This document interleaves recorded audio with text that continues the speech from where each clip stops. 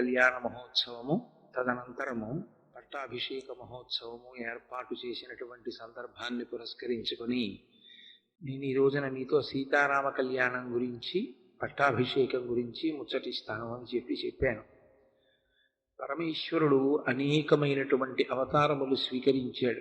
ఆయన ఏ అవతార స్వీకారం చేసినా దాని ప్రయోజనం ఒక్కటే, ధర్మాన్ని నిలబెట్టడం, ధర్మ వ్యతిరేకులైనటువంటి వారిని అణచడం. ఈ రెండు ప్రయోజనముల కొరకే ఆయన అవతార స్వీకారం చేస్తాడు. అందుకే ఉన్న ఒకే పరమాత్మ అనేకమైనటువంటి అవతారములు స్వీకరించాడు.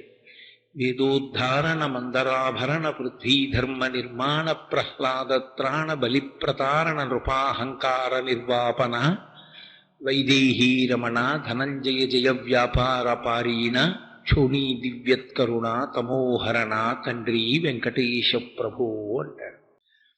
ఆ ఒక్క పరమేశ్వరుడే అన్ని అవతారములను స్వీకరించాడు. అవతార అన్న మాటకు అర్థం తార అంటే పైన ఉండడం, అవతార అంటే కిందకి రావడం.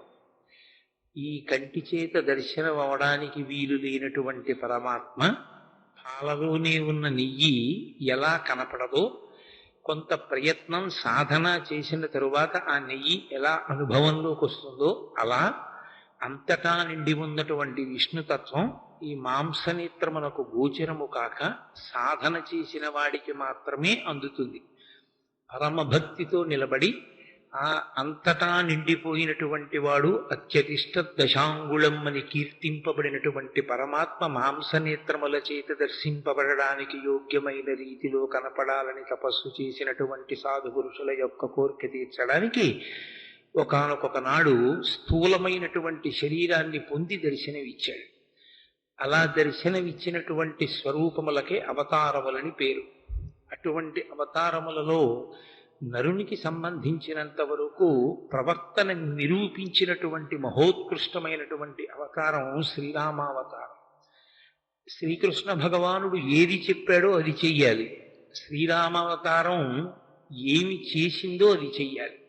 శ్రీరామాయణము వేదోపబృంహణము కాబట్టి వేదమునకు వ్యాఖ్యానము లేదా వేదము కిందకి దిగి వస్తే శ్రీరామాయణమైంది. ఆ వేదము చేత ప్రతిపాదింపబడినటువంటి పరబ్రహ్మస్వరూపమే శ్రీరామచంద్రమూర్తిగా ఈ భూమి మీద నడయాడింది. అటువంటి రామావతారంలో జరిగినటువంటి కళ్యాణం చాలా విశేషాన్ని సంతరించుకుంది.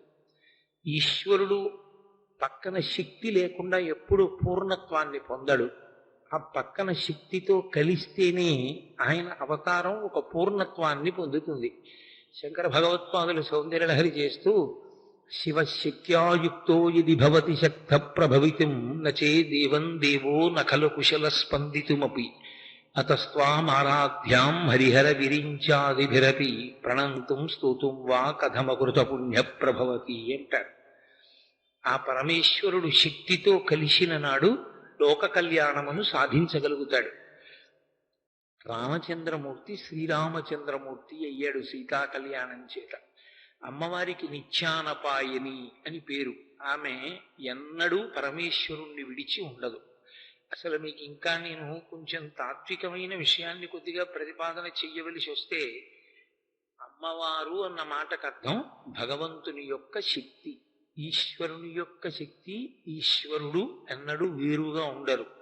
నా ఉపన్యాస శక్తి నేను ఎలా వేరుగా ఉండమో, నేను వస్తేనే నాతో నా ఉపన్యాస శక్తి ఎలా వస్తుందో, పాలు పాల తెలుపు లేదా పాలు పాలలోని కమ్మనితనము ఎలా వేరుగా ఉండవో, పరమేశ్వరుడు పరమేశ్వరుని యొక్క శక్తి వేరుగా ఉండవు.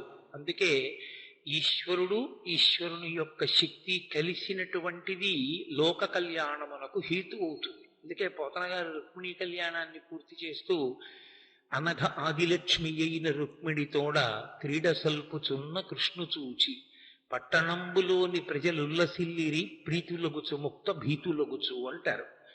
ఆ రుక్మిణీదేవితో కలిసినటువంటి కృష్ణ పరమాత్మ సింహాసనమునందు కూర్చుని ఉంటే అక్కడ ఉన్నటువంటి ప్రజలందరూ కూడా భయము నుండి విడిపడ్డారు. వాళ్ళు భయమును పోగొట్టుకున్న వారై మనం రక్షింపబడతామనేటటువంటి పరిపూర్ణమైనటువంటి ధృతిని పొందగలిగారు. కాబట్టి అమ్మవారు ఎన్నడూ ఆయన్ని విడిచిపెట్టి ఉండదు. కాబట్టి ఎప్పుడెప్పుడు ఆయన ఏ అవతారం తీసుకున్నా ఆయా అవతారములలో ఆ పేరుకి తగినట్లుగా మళ్ళీ ఆమె కూడా క్రిందకి దిగి వస్తూ ఉంటుంది. అందుకే గోపరాజు గారు శ్రీరమ సీతగాగ నిజసేవక బృందము వీర వైష్ణవాచార జనంబుగాగ విరజానది గౌతమిగాగ వికుంఠమున్నారయ భద్రశైల శిఖరక్రముగాగ వసించు చేతనోద్ధారకుడైన విష్ణుడవు దశరథీ కరుణాపయోనిధి అంటాడు.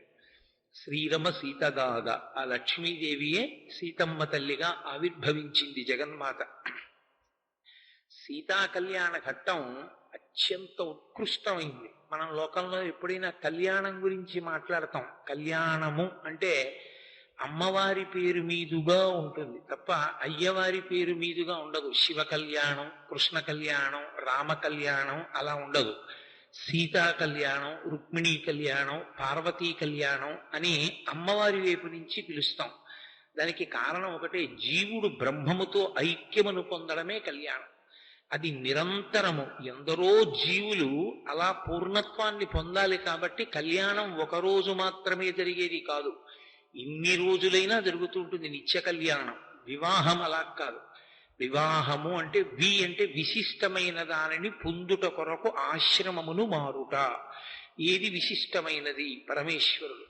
ఆ భగవంతుని యొక్క స్వరూపాన్ని తెలుసుకుని భక్తితో కూడినటువంటి కర్మాచరణము చేత ప్రీతి పొందినటువంటి పరమాత్మ జ్ఞానమిస్తే ఆ జ్ఞానము చేత అద్వైతానుభూతిని పొందుట కొరకు ఆశ్రమమును మారి బ్రహ్మచర్యాశ్రమమును విడిచిపెట్టి గృహస్థాశ్రమములోకి ప్రవేశించేటటువంటి ప్రయత్నమునకు వివాహమని పేరు. కాబట్టి వివాహము పురుషుడు ధరించేటటువంటి ప్రయత్నం. కాబట్టి అది ఒక్కసారే ఉంటుంది. ధర్మపత్నిని తీసుకుని యజ్ఞాధికారాన్ని పొందుతాడు. ఒకసారి సంతానం కలిగిన తరువాత ఇంకా ఆ ఆశ్రమం పరిపూర్ణత పొందినట్టే. కానీ భార్యతో కలిసి ఉండడం ఎందుకు అంటే యజ్ఞయాగాది క్రతువులను చేసి ఈశ్వరుని యొక్క అనుగ్రహాన్ని పరిపూర్ణంగా పొందడానికి, ఎడంభుజం మీద ఉత్తరీయం వేసుకునేటటువంటి అధికారాన్ని నిలబెట్టుకోవడానికి ధర్మపత్ని సహితుడై గృహస్థాశ్రమమునందు ఉంటాడు. కళ్యాణము అన్న మాట వేరు. కళ్యాణము జీవ బ్రహ్మైక్య సిద్ధి. సీతారామ కళ్యాణము, సీతా కళ్యాణ ఘట్టమునందు ఒక విశేషం. అసలు విశ్వామిత్ర మహర్షి వచ్చింది సీతా కళ్యాణం కోసమే. దానికి కావలసినటువంటి అధ్యవసాయాన్నంతటినీ రామచంద్రమూర్తికి ఒక గురువుగా కట్టబెట్టాడు. నరుడిగా ఉన్నాడు కనుక రాముడు. ఆయనకి కావలసినటువంటి సంస్కారమునంతటినీ ఏర్పాటు చేసి ఇప్పుడు జనక మహారాజు గారి యొక్క మిథిలా నగరంలోకి ప్రవేశించాడు. అక్కడ యజ్ఞం చేస్తున్నాడు జనకుడు. జనకుడు యజ్ఞం చేస్తున్నాడు కాబట్టి అక్కడికి వెళ్ళాడు. వెళ్ళిన తరువాత రామచంద్రమూర్తిని జనకుడు ఒక ప్రశ్న వేశాడు. రామా, ఇక్కడ మనం ఎక్కడుందాం అని అడిగాడు. అయితే రాముడు అన్నాడు, గురువుగారు ఇక్కడ నీళ్లు బాగా సమృద్ధిగా లభిస్తాయి, అందుకని ఇక్కడ ఉందాం అన్నాడు. ఒక గురువు ఒక శిష్యుడు పరిణతి అన్న మాటకు అర్థం అది. ఒక గురువు ఎక్కడ ఉండాలి అంటే భోగం ఎక్కడున్నదో అక్కడ కాదు, జల సమృద్ధి ఉండాలి. ఆయన 4 మాటలు స్నానం చేయడానికి, సంధ్యావందనం చేసుకోవడానికి నీళ్లు అత్యంత అవసరం కనుక ఎక్కడ నీటి ప్రవాహం ఉన్నదో అక్కడ ఉందామన్నాడు రాముడు. చాలా సంతోషించాడు విశ్వామిత్రుడు. ఇద్దరూ కలిసి మరునాటి ఉదయం జనక మహారాజు గారి యొక్క అంతఃపురానికి వెళ్ళాలి. జనకుడు వచ్చి స్వాగతం పలికాడు. బయలుదేరారు, అంతఃపురానికి వెళ్ళారు. అంతఃపురానికి వెళ్ళిన తర్వాత విశ్వామిత్రుని యొక్క హృదయము వేరు. సీతారామ కళ్యాణం జరిపించాలి. రాముడు శ్రీరాముడు కావాలి అంటే సీతాసహితుడు కావాలి. సీతాసహితుడైతే తప్ప రామాయణం ముందుకు వెళ్ళదు. సీతాసహితుడైతే తప్ప రామకార్యము సాధింపబడదు. అసలు శ్రీరామాయణంలో పెద్ద విచిత్రం ఏమిటంటే రామాయణం ఎప్పుడెప్పుడు ఎక్కడెక్కడ ఆగిపోతుందో అక్కడక్కడ రామాయణాన్ని ముందుకు తీసుకెళ్లేటటువంటిది ఆడవాళ్లే తీసుకెడుతుంటారు. ఆ స్త్రీ ప్రవేశం లేకపోతే రామాయణం ఆగిపోతుంది. అందుకే మీరు కొంచెం జాగ్రత్తగా పరిశీలనం చెయ్యండి. శ్రీరామాయణం నిజానికి సీతా కళ్యాణ ఘట్టంతో అయిపోయింది. వాళ్ళు సంతోషంగా ఇంటికి వచ్చేశారు, అంతఃపురంలో ఆనందంగా ఉంటున్నారు. మందర ప్రవేశించింది. కైకమ్మకి అనేకమైనటువంటి చెప్పకూడని మాటలు చెప్పింది. ప్రభావితురాలైన కైకమ్మ 2 వరాలు అడిగింది. రామాయణం ముందుకెళ్ళి ముందుకెళ్లిన రామాయణం 14 సంవత్సరాల అరణ్యవాసం నడిచిపోతోంది. ఏమౌనో శూర్పణఖ ప్రవేశించింది. ప్రవేశించి రావణాసురుడి దగ్గరికి వెళ్లి చెప్పకూడని మాటలు చెప్పింది. సీతాపహరణం జరిగింది. కథ మళ్ళీ ముందుకెళ్ళింది. ఏం జరుగునో, సీతాపహరణం జరిగిన తరువాత సీతమ్మ తల్లి ఒక స్థితిలో నేను శరీరం విడిచిపెట్టేస్తానంది. త్రిజట తన స్వప్నాన్ని చెప్పింది. మళ్ళీ రామాయణం ముందుకెళ్ళింది. ఇంకా కొంత ముందుకెళ్ళిన తర్వాత ఒకానొక సందర్భంలో యుద్ధకాండలో రామచంద్రమూర్తి స్పృహ తప్పి యుద్ధభూమిలో పడిపోయి ఉంటే రాముడు మరణించాడని పైనుంచి పుష్పక విమానంలో తీసుకొచ్చి చూపించి నమ్మబలికారు. సీతమ్మ తల్లి భర్త శరీరం విడిచిపెట్టాడనుకుని ప్రాణం విడిచిపెట్టవలసినంత స్థితికి వెళ్ళిపోయింది. అప్పుడు సరమ నిజం చెప్పింది. విధవ అయినటువంటి స్త్రీని పుష్పక విమానం వహించదు, కాబట్టి నీ భర్త బతికున్నాడని చెప్పింది. రామాయణం ముందుకెళ్ళింది. రామాయణం ఎక్కడ ఆగిపోతుందని అనుకుంటామో అక్కడ ఒక స్త్రీ ప్రవేశిస్తుంది. ఆ స్త్రీ ప్రవేశించిన కారణం చేత రామాయణం ముందుకెడుతుంది. రామాయణంలో అదొక విచిత్రం. కాబట్టి సీతారామ కళ్యాణ ఘట్టం కనుక ఆ విశ్వామిత్ర మహర్షి దగ్గరికి వెళ్ళారు. రామలక్ష్మణ సహితుడైనటువంటి విశ్వామిత్రుడు. ఎందుకని? రాముణ్ణి శ్రీరాముణ్ణి చెయ్యాలి కనుక, సీతాసహితుణ్ణి చెయ్యాలి కనుక.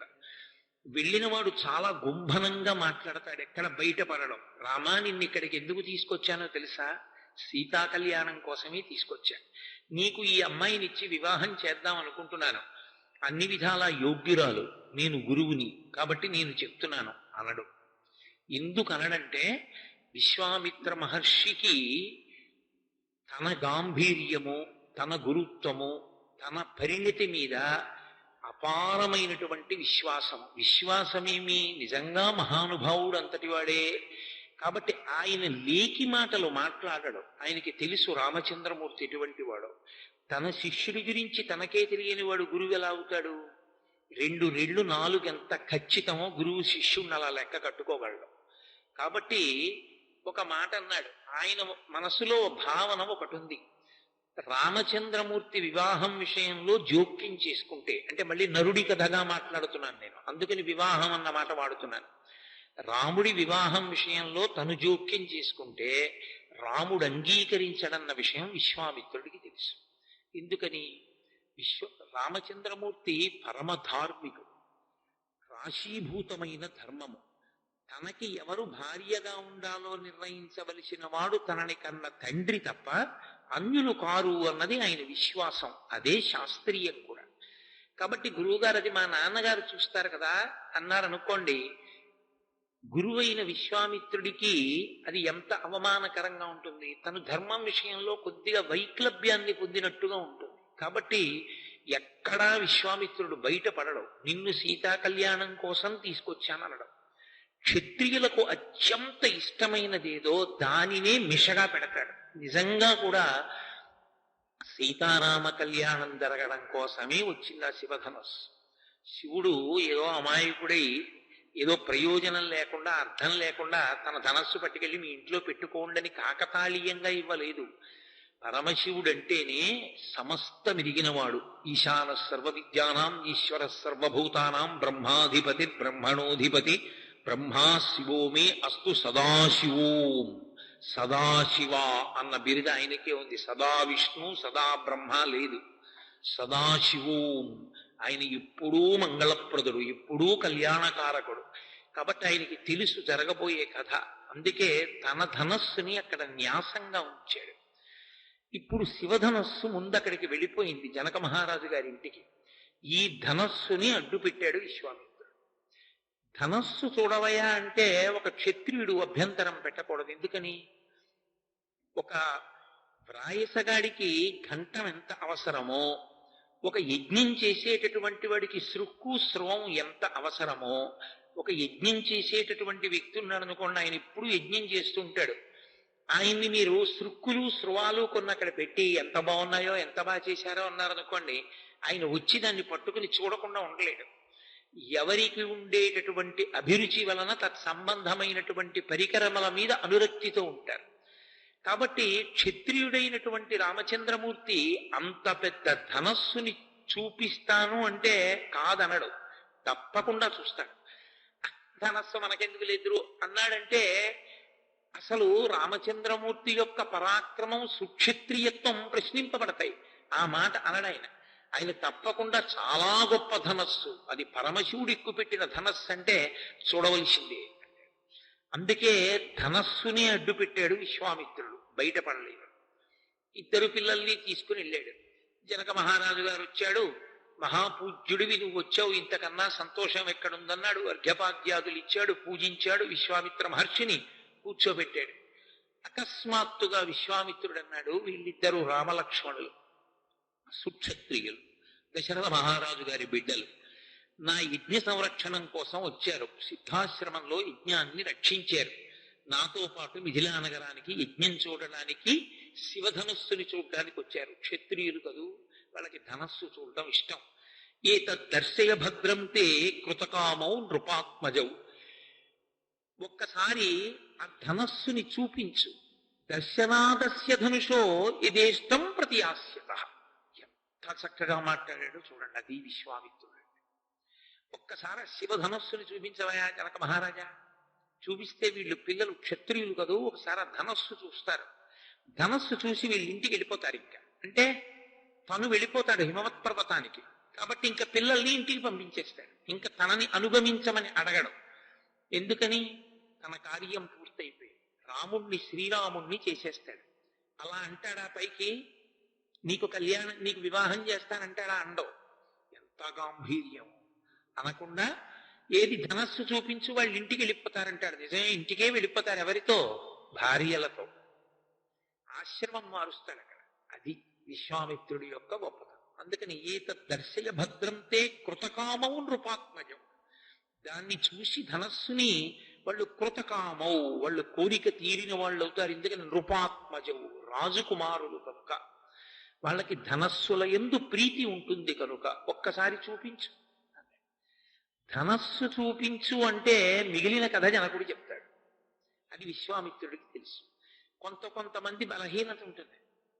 వాళ్ళు ఏదో ప్రశాంతంగా కూర్చున్నారనుకోండి, అసలు రామాయణంలో రాముడండి అని మీరు అన్నారనుకోండి, ఆయన కాకినాడ వెళ్ళే వరకు మాట్లాడతారు. ఎందుకంటే ఆయనకి అది బలహీనత.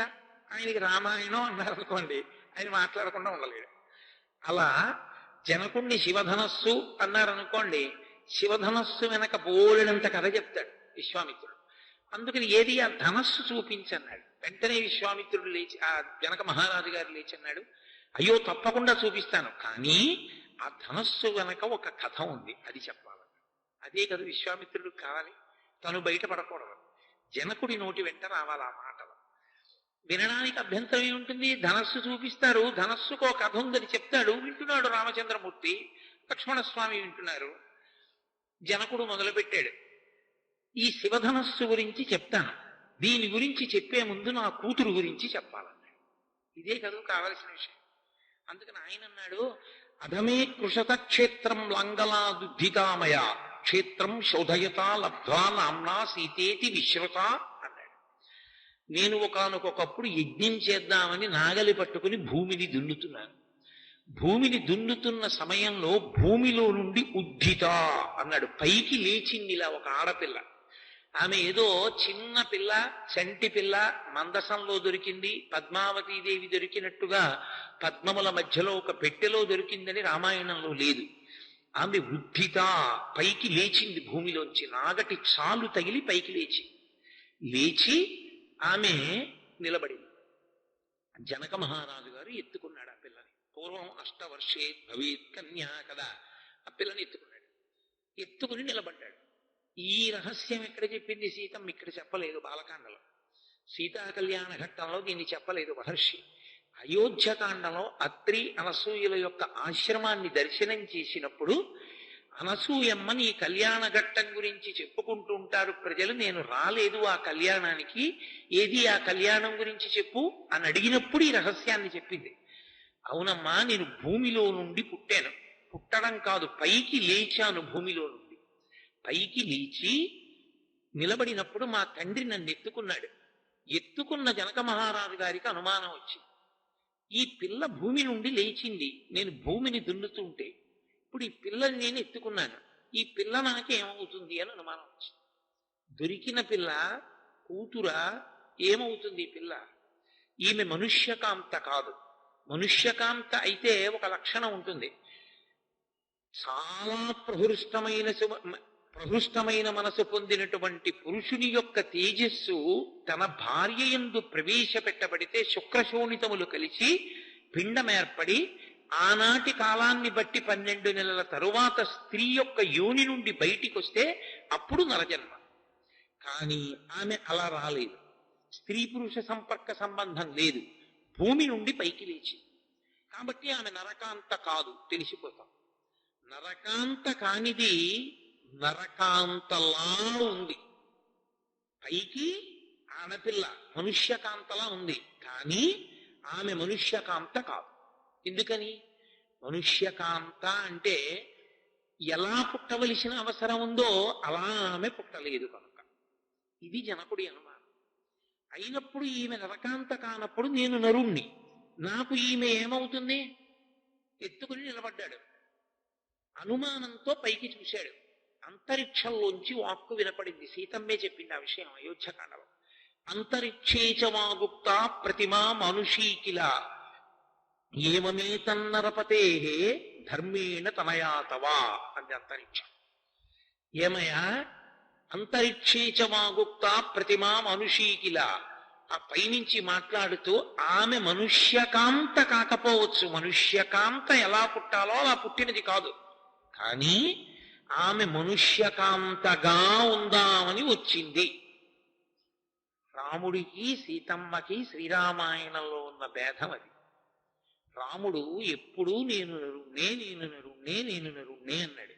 సీతమ్మ పుట్టుకతోటే నరకాంత కాదు, నరకాంత అన్న వేషం కప్పుకుంది. అందుకే చాలా చోట్ల బయటపడిపోతుంది, నేను నరకాంతను కాను. ఆమె మాయాస్వరూపిణి. మాయ పరమేశ్వరుని యొక్క అధీనమై ఉంటుంది.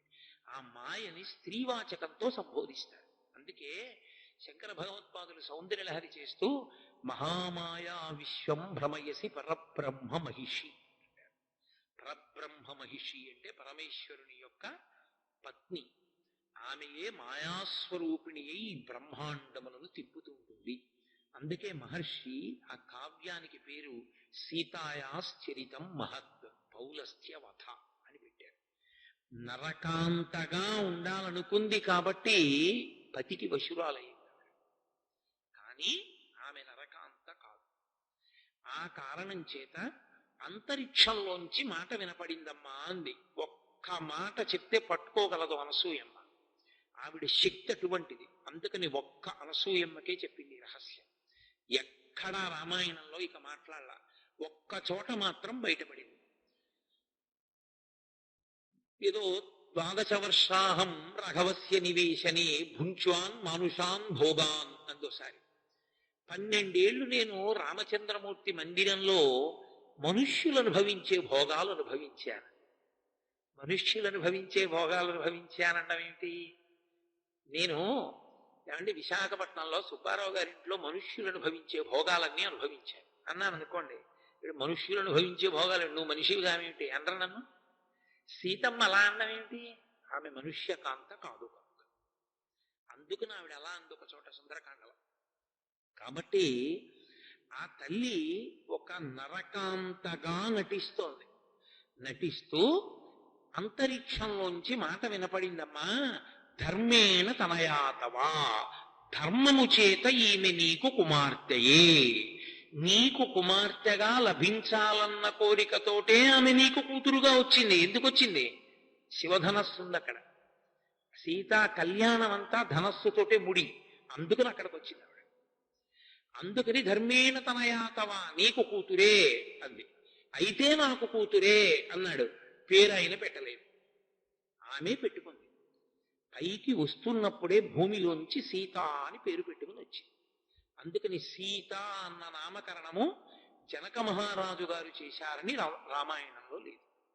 నామ్నా సీతేతి విశ్రుత అన్నాడు ఆయన. బయటికి వచ్చిన పిల్ల సీత అని పేరు పెట్టుకుని పిలవబడింది. జనకుణ్ణి అనుగ్రహించింది కనుక జానకి. అమ్మవారి తత్వంలో ఒక పెద్ద విశేషం ఉంటుంది. భక్తితో కొలిచిన వారికి ఎంతమందికైనా ఆమె కుమార్తెగా వస్తుంది. ఒకనాడు కాత్యాయన మహర్షి కోరుకున్నాడు, కాత్యాయని అన్న పేరుతో వచ్చింది. ఒకప్పుడు భృగు మహర్షి కోరుకున్నాడు, భార్గవి అన్న పేరుతో వచ్చింది. ఒకనాడు హిమవంతుడు కోరుకున్నాడు, హైమవతి అన్న పేరుతో వచ్చింది.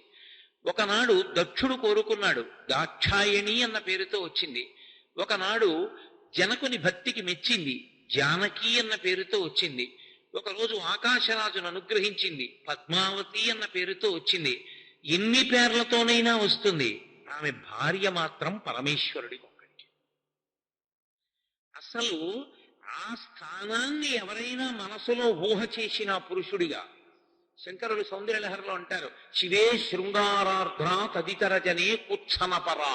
ఆమె కళ్ళెర్రబడి చూస్తుంది, ఏమి రాను పురుషుడివా అని. అమ్మా నేను నీ కొడుకునమ్మా అని నిలబడాలి. అందుకే ఆమె ఒక్క పరమేశ్వరునికి ఇల్లాలు. ఆమె శివకామ సుందరి, మనకి అఖిలాండేశ్వరి, అందరికీ తల్లి. ఆమె సమస్త జగత్తుకు జనని. అక్కడొచ్చింది రావణుడి యొక్క దోషం, అందుకొచ్చింది ఆవిడ. ఆ పాపం మూట కట్టించి చంపడానికి వచ్చింది. అందుకే మహర్షి సీతాయాశ్చరితం మహత్ అన్నారు. కాబట్టి నేను బాలకాండలో ఇది లేదు, అయోధ్యకాండలోంచి కలుపుకొచ్చాను. కాబట్టి ఒకనాడు అంతరిక్షం ధర్మము చేత ఆమె నీ కుమార్తెయే అన్న కారణం చేత నేను ఆమెని నా ఇంటికి తీసుకొచ్చాను. ఆ పిల్ల పెరిగి పెద్దదవుతోంది. నేను ఆమెని వీర్యశుల్కగా ప్రకటించాను. ఎందుకు అలా ప్రకటించడం? వీర్యశుల్క అంటే పరాక్రమవంతునికి ఇస్తానన్నాం. పరాక్రమం ఉన్నవాడని గుర్తేమిటి?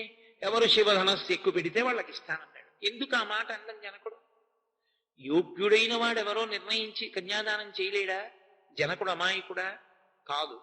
ఆయనకు ఒక విషయం తెలుసు, ఈ పిల్ల నరకాంత కాదు. ఈమె నరకాంతగా వచ్చింది. ఈమె మాయాస్వరూపం. ఈమెని వహించగలిగిన వాడు, భరించగలిగిన వాడు, ధరించగలిగిన వాడు ఈశ్వరుడు ఒక్కడే. ఆ ఈశ్వరుడు ఎక్కడో నరుడి రూపంలో పుట్టాడు. నరుడిగా ఉన్నవాడు కాబట్టి బయటపడడం. నేను నరుణ్ణంటాడు కాబట్టి దొరకడు. దొరకాలంటే ఒక్కటే ఆధారం, నరుడిగా ఈశ్వరుడు వచ్చాడు అంటే అధర్మాన్ని తొక్కి ధర్మాన్ని నిలబెట్టడానికి వస్తాడు. కాబట్టి ధనస్సు పట్టుకుంటాడు. ధనస్సు పట్టుకుంటాడు కాబట్టి క్షత్రియుడుగా వచ్చి ఉంటాడు. శివధనస్సు ఎక్కువ పెట్టిన వాడికి ఇస్తానంటాను. శివధనస్సు ఒక్క ఎవడు పరమేశ్వరుడు అవతారముగా వచ్చాడో వాడే ఎత్తగలడు, మిగిలిన వాళ్ళు ఎత్తలేరు. ఇది జనకుడి లెక్క. అందుకు ఆమెని వీర్యశుల్కని చేశాడు. చెప్పుకున్నాడు తనే తర్వాత, వీర్యశుల్కాం మమసుతాం సీతాం అని ఒక చోట చెప్పుకున్నాడు. నేనే ఈమె నాకు ధర్మము చేత కుమార్తె అయిన దానిని వీర్యశుల్కని చేశాను అన్నాడు. వీర్యశుల్క అంటే పరాక్రమము చేత మాత్రమే పొందబడుతుంది అని ప్రకటించాడు. ప్రకటించి ఈ శివధనస్సు గురించే చెప్పానయ్యా విశ్వామిత్ర, ఈ శివధనస్సు మా ఇంట న్యాసముగా ఉన్నది. న్యాసం అంటే విక్షేపింపబడి ఉన్నది. ఎవరి చేత? శివుని చేత. మా వంశంలో ఒకరికి ఇచ్చాడు ఆయన, ఇచ్చి పెట్టుకోమన్నాడు ఇంట్లో. ఎందుకు? ఆయన సర్వమెరిగినవాడు. ఆయనకి తెలుసు ఎదర ఇంత జటిలమైన ఘట్టం వస్తుంది. అప్పుడు ఈ శివధనుస్సే జవాబు చెప్పాలి. అందుకని ధనస్సు ఇక్కడ.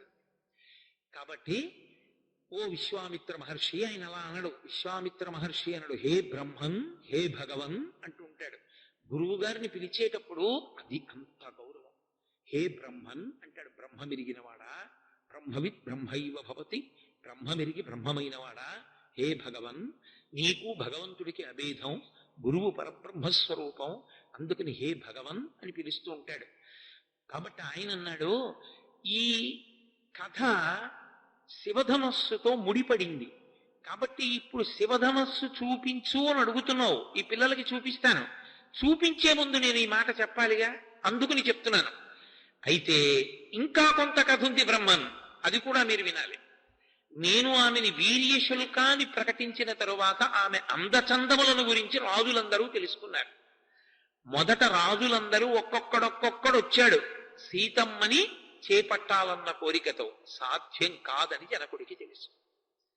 తెలిసిన ఎవరు పట్టుకోగలడో చూడాలి కదా, అందుకని రాజులందరినీ అనుమతించాడు. ఒక్కొక్కడు వచ్చాడు, శివధనస్సుని చూశాడు, ఎత్తలేకపోయాడు, వెళ్ళిపోయాడు. ఈ వెళ్ళిపోయిన వాళ్ళు కొన్ని వేల మంది అయిపోయారు. వెళ్ళిపోయి వాళ్ళందరూ అవమానపడి ఓ సంఘం పెట్టుకున్నారు. ఒరే, మనని అవమానించడానికి వీర్యశుల్క అన్నాడరా ఆ శివధనస్సు ఎక్కువ పెట్టేవాడు ఎవడో. కొన్ని వేల మంది రాజులం వెళ్ళాం, ఒక్కడు ఎక్కువ పెట్టలేదు. వాళ్ళ ఇంట్లో అమ్మాయికి పెళ్ళవలేదు. సీతమ్మ పెళ్లి ఎందుకు కావలేదంటే ఈ ఎక్కువ పెట్టే రాజేయడంటాడు. అంటే అవమానమేనా కాదా? ఇప్పుడు ఆ అమ్మాయికి పెళ్ళవలేదు, మన బతుకు బయటడింది, మనమేమో ఎందుకో పనికి మారిన వాళ్ళం అని చెప్పి లోకల్లో తెలుస్తోంది. వాళ్ళకి కోపం వచ్చి ఎలా అయినా జనక మహారాజు గారిని నిగ్రహించి ఆ పిల్లని ఎవరు చేపట్టాలి తర్వాత నిర్ణయిద్దాం, ముందు జనకుణ్ణి యుద్ధంలో ఓడించి బందీకృతుణ్ణి చేయడమో సంహరించడమో చెయ్యాలి, కాబట్టి రండి అన్నాడు. అలా ఉంటుంది విచిత్రం లోకంలో. కాబట్టి ఏదో అప్పటి వరకు ఎలా ఉన్నా ఎన్నికలు వచ్చేటప్పటికి చెట్ల సర్దుబాటులా ఉంటుందన్నమాట. కాబట్టి వాళ్ళందరూ కలిసి ఒక సంఘం పెట్టుకున్నారు. అందరూ కలిసి జనక మహారాజు గారి మీదకి యుద్ధానికి వచ్చారు. అందరూ కలిసి జనక మహారాజు గారి మీదకి యుద్ధానికి వస్తే జనకుడు అంతఃపురంలో కూర్చుని యుద్ధం చేస్తున్నాడు. కొంతకాలానికి శరీరము ఏ సంభారములు ఉండడం చేత నిలబడుతుందో ఆ సంభారములు అయిపోయాయి అంతఃపురం. అంటే తిండి గింజల దగ్గర నుండి పూర్తయిపోయి. అప్పుడు ఎలా? బయటికెడితే రాజులు పట్టుకుంటారు, అంతఃపురంలో ఉంటే ప్రాణాలు పోతాయి, అన్నం లేదు కాబట్టి. అప్పుడు నేను దేవతలందరినీ ఉద్దేశించి తపస్సు చేశాను. అప్పుడు నేను అంత పెద్ద తపస్సు చేస్తే దేవతలందరూ కూడా దేవగణాం సర్వాం తపసాహం ప్రసాదయం, నేను చేసినటువంటి తపస్సుకి వాళ్ళు మెచ్చుకుని దేవగణములనన్నిటినీ కూడా నాకు బలంగా, నాకు తోడుగా, నన్ను సమర్థించమని నా సైన్యంగా పంపించారు. పంపిస్తే నేను ఈ దేవగణాలన్నిటినీ తీసుకుని, ఈ సైన్యాన్ని తీసుకుని బయట విడిది చేసి ఉన్నటువంటి రాజులందరినీ ఓడించాను. వాళ్ళందరూ దిక్కులు పట్టి పారిపోయారు. ఆ తర్వాత ఇది భూమి మీద ఉన్న రాజులతో సరిపోలేదు. దేవతలు, యక్షులు, గంధర్వులు, కిన్నెరులు, కింపురుషులు వచ్చారు. దేవతలు కూడా ఎక్కువ పెట్టలేదు.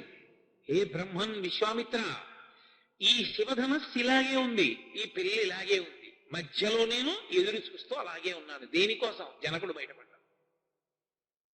ఎవడు నరుడుగా ఉన్నాడో, ఎవడు నరుడిగా భూమి మీద తిరుగుతున్న పరబ్రహ్మమో వాడెత్తాలి. వాడు నేను పరబ్రహ్మమని అండం. ఎందుకంటే వాడు నరుడిగా వచ్చాడు, అందుకే ఈమె నరకాంతగా వచ్చింది. లేకపోతే ఆమె నరకాంతగా ఎందుకు రావాలి? కాబట్టి నరుడిగా ఉన్నాడు కనుక నేను నరుణ్ణి అంటాడు, కానీ నేను పరబ్రహ్మాన్ని అండవు. కానీ ఎవరు పరమేశ్వర ధనస్సు ఎక్కువ పెడతాడో వాడే పరమేశ్వరుడు. శివుడు కేశవుడు మళ్ళీ లేనిపోని అల్లరి తీసుకురాకండి, ఉన్నదొక్కటే పరబ్రహ్మం అంతే. కాబట్టి ఆ ధనస్సు ఎక్కువ పెట్టేవాడి కోసం ఎదురు చూస్తున్నాను. మంచిదే, ధనస్సు చూపించమని అడుగుతున్నారు మీరు, పిలిపిస్తాను, వచ్చేస్తుంది. ఎంతసేపు సైనికులు పట్టుకొచ్చేస్తారు ధనస్సుని. ఈ పిల్లాడు ఒకవేళ యజ్ఞస్య ధనుజో రామ కుర్యాదారోపణం మునేహే సుతాం అయోనిజాం సీతాం దద్యాం దశరథేరహం. ఎంత గొప్పగా చెప్పాడో చూడండి. ఒకవేళ నేను ఆ ధనస్సు తీసుకొచ్చిన తర్వాత పెట్టి మూత తీయండి చూస్తానంటాడుగా, పెట్టి మూత తీస్తాను. క్షత్రియుడు కదూ, సంతోషంగా ఉంటుంది. ఇలా చూసి వెళ్ళిపోతాడేంటి? ఓసారి ముట్టుకోనా అంటాడు, ముట్టుకున్నాక పట్టుకోనా అంటాడు, పట్టుకున్నాక ఎత్తనా అంటాడు, ఎత్తాక వింటినా విప్పి కట్టనా అంటాడు, కట్టాక సంధించనా అంటాడు. అంత ఓటి చేస్తే ఎంత ఎత్తి పొడిచాడు. యజ్ఞస్య ధనుషో రామ కుర్యాత్ ఆరోపణం మునేహే సుతాం అయోనిజాం సీతాం. అది ఆయన సంతోషం. నా కూతురు అయోనిజాం, నా కూతురని నా భార్యకి నాకు పుట్టింది అనుకుంటున్నావేమో. అయోనిజాం, అయోనిజ. సీతాం, తన పేరు తాను పెట్టుకున్న పిల్ల. సీతాం దద్యాం దశరథేరహం, నేనిస్తా ఆ పిల్ల. అదేమిటయా మన అంత స్వతంత్రాన్ని నువ్వు ఇవ్వడం ఏంటి అంటే, నన్ను తండ్రిగా వరించింది కాబట్టి కన్యాదానం నేనే చేస్తాను. నా జన్మ సౌభాగ్యం కదూ, శ్రీ మహాలక్ష్మి నా ఇంట పుట్టింది. అందుకే సీతా కళ్యాణ ఘట్టానికి ఉన్న గొప్పతనం ఏమిటంటే, సీతా కళ్యాణ ఘట్టంలో వాల్మీకి మహర్షి ఇచ్చినటువంటి శ్లోకాన్ని ఎవరు చదువుతారో ఆ శ్లోకంలో ఉన్నటువంటి తాత్పర్యమే మంత్రంగా మారుతుంది పెళ్లిలో. అందుకే సీతా కళ్యాణ ఘట్టం చేసేటప్పుడు లోకంలో ఒక ఆచారం కూడా ఉంది. రామాయణంలో ఉన్నటువంటి శ్లోకాన్ని చెప్పిస్తుంటారు, ఇయం సీత మమ సుత అని. ఎందుకంటే అలా చెప్పి అలా చూసిన వాళ్ళకి రెండు ప్రయోజనాలు నెరవేరుతాయి. పెళ్లి కాని ఆడపిల్ల ఉంటే కన్యాదానం చేస్తారు తొందరలో, రామచంద్రమూర్తి లాంటి వరుడు వస్తాడు. రెండు, మా ఇంట్లో ఆడపిల్లలకి పెళ్లిళ్ళు అయిపోయింది కదండి అంటే రామచంద్రమూర్తిని నువ్వు పొందుతావు. అంటే జీవబ్రహ్మైక్య సిద్ధి కళ్యాణం, పరమేశ్వరుణ్ణి చేరుతావు. అందుకే సీతారామ కళ్యాణం లోకంలో అంత ప్రఖ్యాతి వహించడానికి కారణం అదే. కనుక అసలు యథార్థంగా చెప్పాలంటే శ్రీరామ నవమి నాడు మకుటధారణ సర్గ చర్వమనుంది శాస్త్రంలో. శ్రీరామ నవమి నాడు తెల్లవారుజామున లేచి పూర్ణోపవాసం, ఆ రోజున అన్నం తినకూడదు. దేవాలయాల ముందు నిలబడి భజన చేసి ఆ రోజు మధ్యాహ్నం అందరూ కలిసి సీతారామచంద్ర ప్రభువు యొక్క పూజ చేసి సాయంకాలం దేవాలయంలో కాస్త సంస్కృత భాషా పరిచయం ఉన్నటువంటి వ్యక్తి శ్రీరామాయణంలోంచి మకుటధారణ సర్గ చదువుతారంటే రామచంద్రమూర్తికి కిరీటం పెట్టిన ఘట్టం ఉంది, ఆ ఘట్టాన్ని చదువుతారు. అది అసలు ఆ మకుటధారణ సర్గ చదువుతారు. అది 1కి 10 మాటలు నిరూపింపబడింది. ఈ మధ్య కాలంలోనే ఒక 4-5 నెలల క్రితం కూడా నేను ఒక సందర్భం చూశాను. చాలా పెద్ద కష్టంలోకి వెళ్ళిపోయిన వ్యక్తి మకుటధారణ సర్గ పారాయణ చేసిన 3 రోజుల్లో బయటకు వచ్చేసాడు. బయటకు కష్టం నుంచి బయటపడిపోయాడు. మకుటధారణ సర్గ అంత గొప్పది. అందుకే మిగిలిన పట్టాభిషేకాలకు అంత విశేషంగా చేయరు. గోవింద పట్టాభిషేకం ఉంది కానీ ఎప్పుడో తప్ప జరగదు. ఒక్క రామ పట్టాభిషేకం చేస్తారు. కారణం ఏమిటో తెలుసా? రామ పట్టాభిషేకం చేసేటప్పుడు ఆ కిరీటాలు చూసి ఆ కిరీటాల్ని వశిష్ఠ మహర్షి పెట్టారు. ఆ కిరీటాన్ని ఎత్తి తీసుకెళ్లి రామచంద్రమూర్తి తల మీద పెడుతుండగా ఎవరు చూస్తారో వాళ్ళకి వస్తున్న కష్టాలు కూడా తొలగుతాయి అంటారు. ఆ మకుట ధారణ అంత గొప్పది. అందుకని ఇవాళ ప్రత్యేకంగా రేపు జరగబోతోంది కాబట్టి నేను ఇవాళ నా ఉపన్యాసాన్ని మానవీయ సంబంధములలోంచి కళ్యాణము పట్టాభిషేకము అని తీసుకోవడానికి కారణం అదే. సరే, సీతారామ కళ్యాణం చెయ్యడం ఆంధ్రదేశంలో ఆచారం. ప్రత్యేకించి భద్రాచలం సీతారామ కళ్యాణాన్ని ప్రత్యక్ష ప్రసారాలుగా చూస్తూ ఉంటాం మనం. కనుక ఇప్పుడు ఆయన అన్నాడు, ఈ ధనస్సుని కానీ పిల్లవాడు ఎక్కువ పెడితే సుతాం అయోనిజాం సీతాం దద్యాం దశరథేరహం, దశరథుని కొడుకి పిల్లాడికి ఇస్తాను అని వెంటనే ఓ నవ్వు నవ్వి అన్నాడు. త్వగతిర్మానుషానంచ ధనుషాస్య ప్రపూరణే ఆరోపణే సమాయోగే వేపనే తొలనేపివా. ఆ మనుష్యుడు దశరథ కుమారుడు, ఈ పిల్లవాడ ఎక్కువ పెట్టేది. దేవతలు, యక్షులు, గంధర్వులు, కిన్నెరుడు, కింపురుషులు ఎక్కువ పెట్టలేకపోయారు. కడుపులో ఆలోచన వేరు, నరుడు ఎక్కువ పెట్టాలి. కానీ ఒక పక్క ఎంత చిన్నతనం చేశాడో చూడండి. దేవతలే చేయలేదు, నరుడేం చేస్తాడు? త్వగతిర్మానుషానంచ ధనుషాస్య ప్రపూరణే, ఒక మనుష్యుడే ఎక్కువ పెడతాడయా. ఆరోపణే సమాయోగే వేపనే తొలనేపివా. అదేం మాట? ఆ శివధనస్సుని ఎక్కి పెట్టడం అంటే ఏం మాటలేమిటి? దాన్ని పట్టుకుని ఎత్తి నించోపెట్టాలి. నించోపెట్టి దాన్ని అలాగే పట్టుకుని వంగాలి. వంగి కింద కట్టినటువంటి తాడు విప్పాలి. విప్పి ఆ పైకి వెయ్యాలి. వేసి ముడి వెయ్యాలి. ముడి వేసి ఆ వింటినారిని ఆకర్ణాంతం లాగాలి టంకారానికి. అలా చేయగలడా? అంత శివధనస్సునెత్తి పట్టగలడా? పగతిర్మానుషానంచ ధనుషాస్య ప్రపూరణే ఆరోపణే సమాయోగే వేపనే తొలనే. ఎంత ఎత్తి పొడిచాడు! త్రికాల వీధి అన్నీ తెలిసినవాడు. ఆయన ముందే చెప్పాడు, అహం విజ్ఞ మహాత్మానం రామం సత్యపరాక్రమం వశిష్ఠోపి మహాతేజా ఏచే మే తపసి స్థితాః అన్నాడు. నాకు తెలుసు రాముడెవరో అన్నాడు విశ్వామిత్రుడు. ఆయనకి తెలుసు. బయటపడ్డాడనుకోండి, నీ మోహం నీకేం తెలుసు, ఇతను ఎత్తగలడు అన్నాడు అనుకోండి. గురువుగారు ఎత్తితే పిల్లలు ఇస్తానంటున్నారు, మనకెందుకంటే మా నాన్నగారు కూడా వచ్చారు చూద్దాం అంటే. అందుకని గురువుగా తన గాంభీర్యం కాబట్టి అలాగే కూర్చుని మంచిది ఏది ఆ ధనస్సు చూపించు, ఏమీ అనలేదు, ఒక్క మాట మాట్లాడలేదు. రాముడి వంక చూసి ఓ దొంగ నవ్వు నవ్వడం.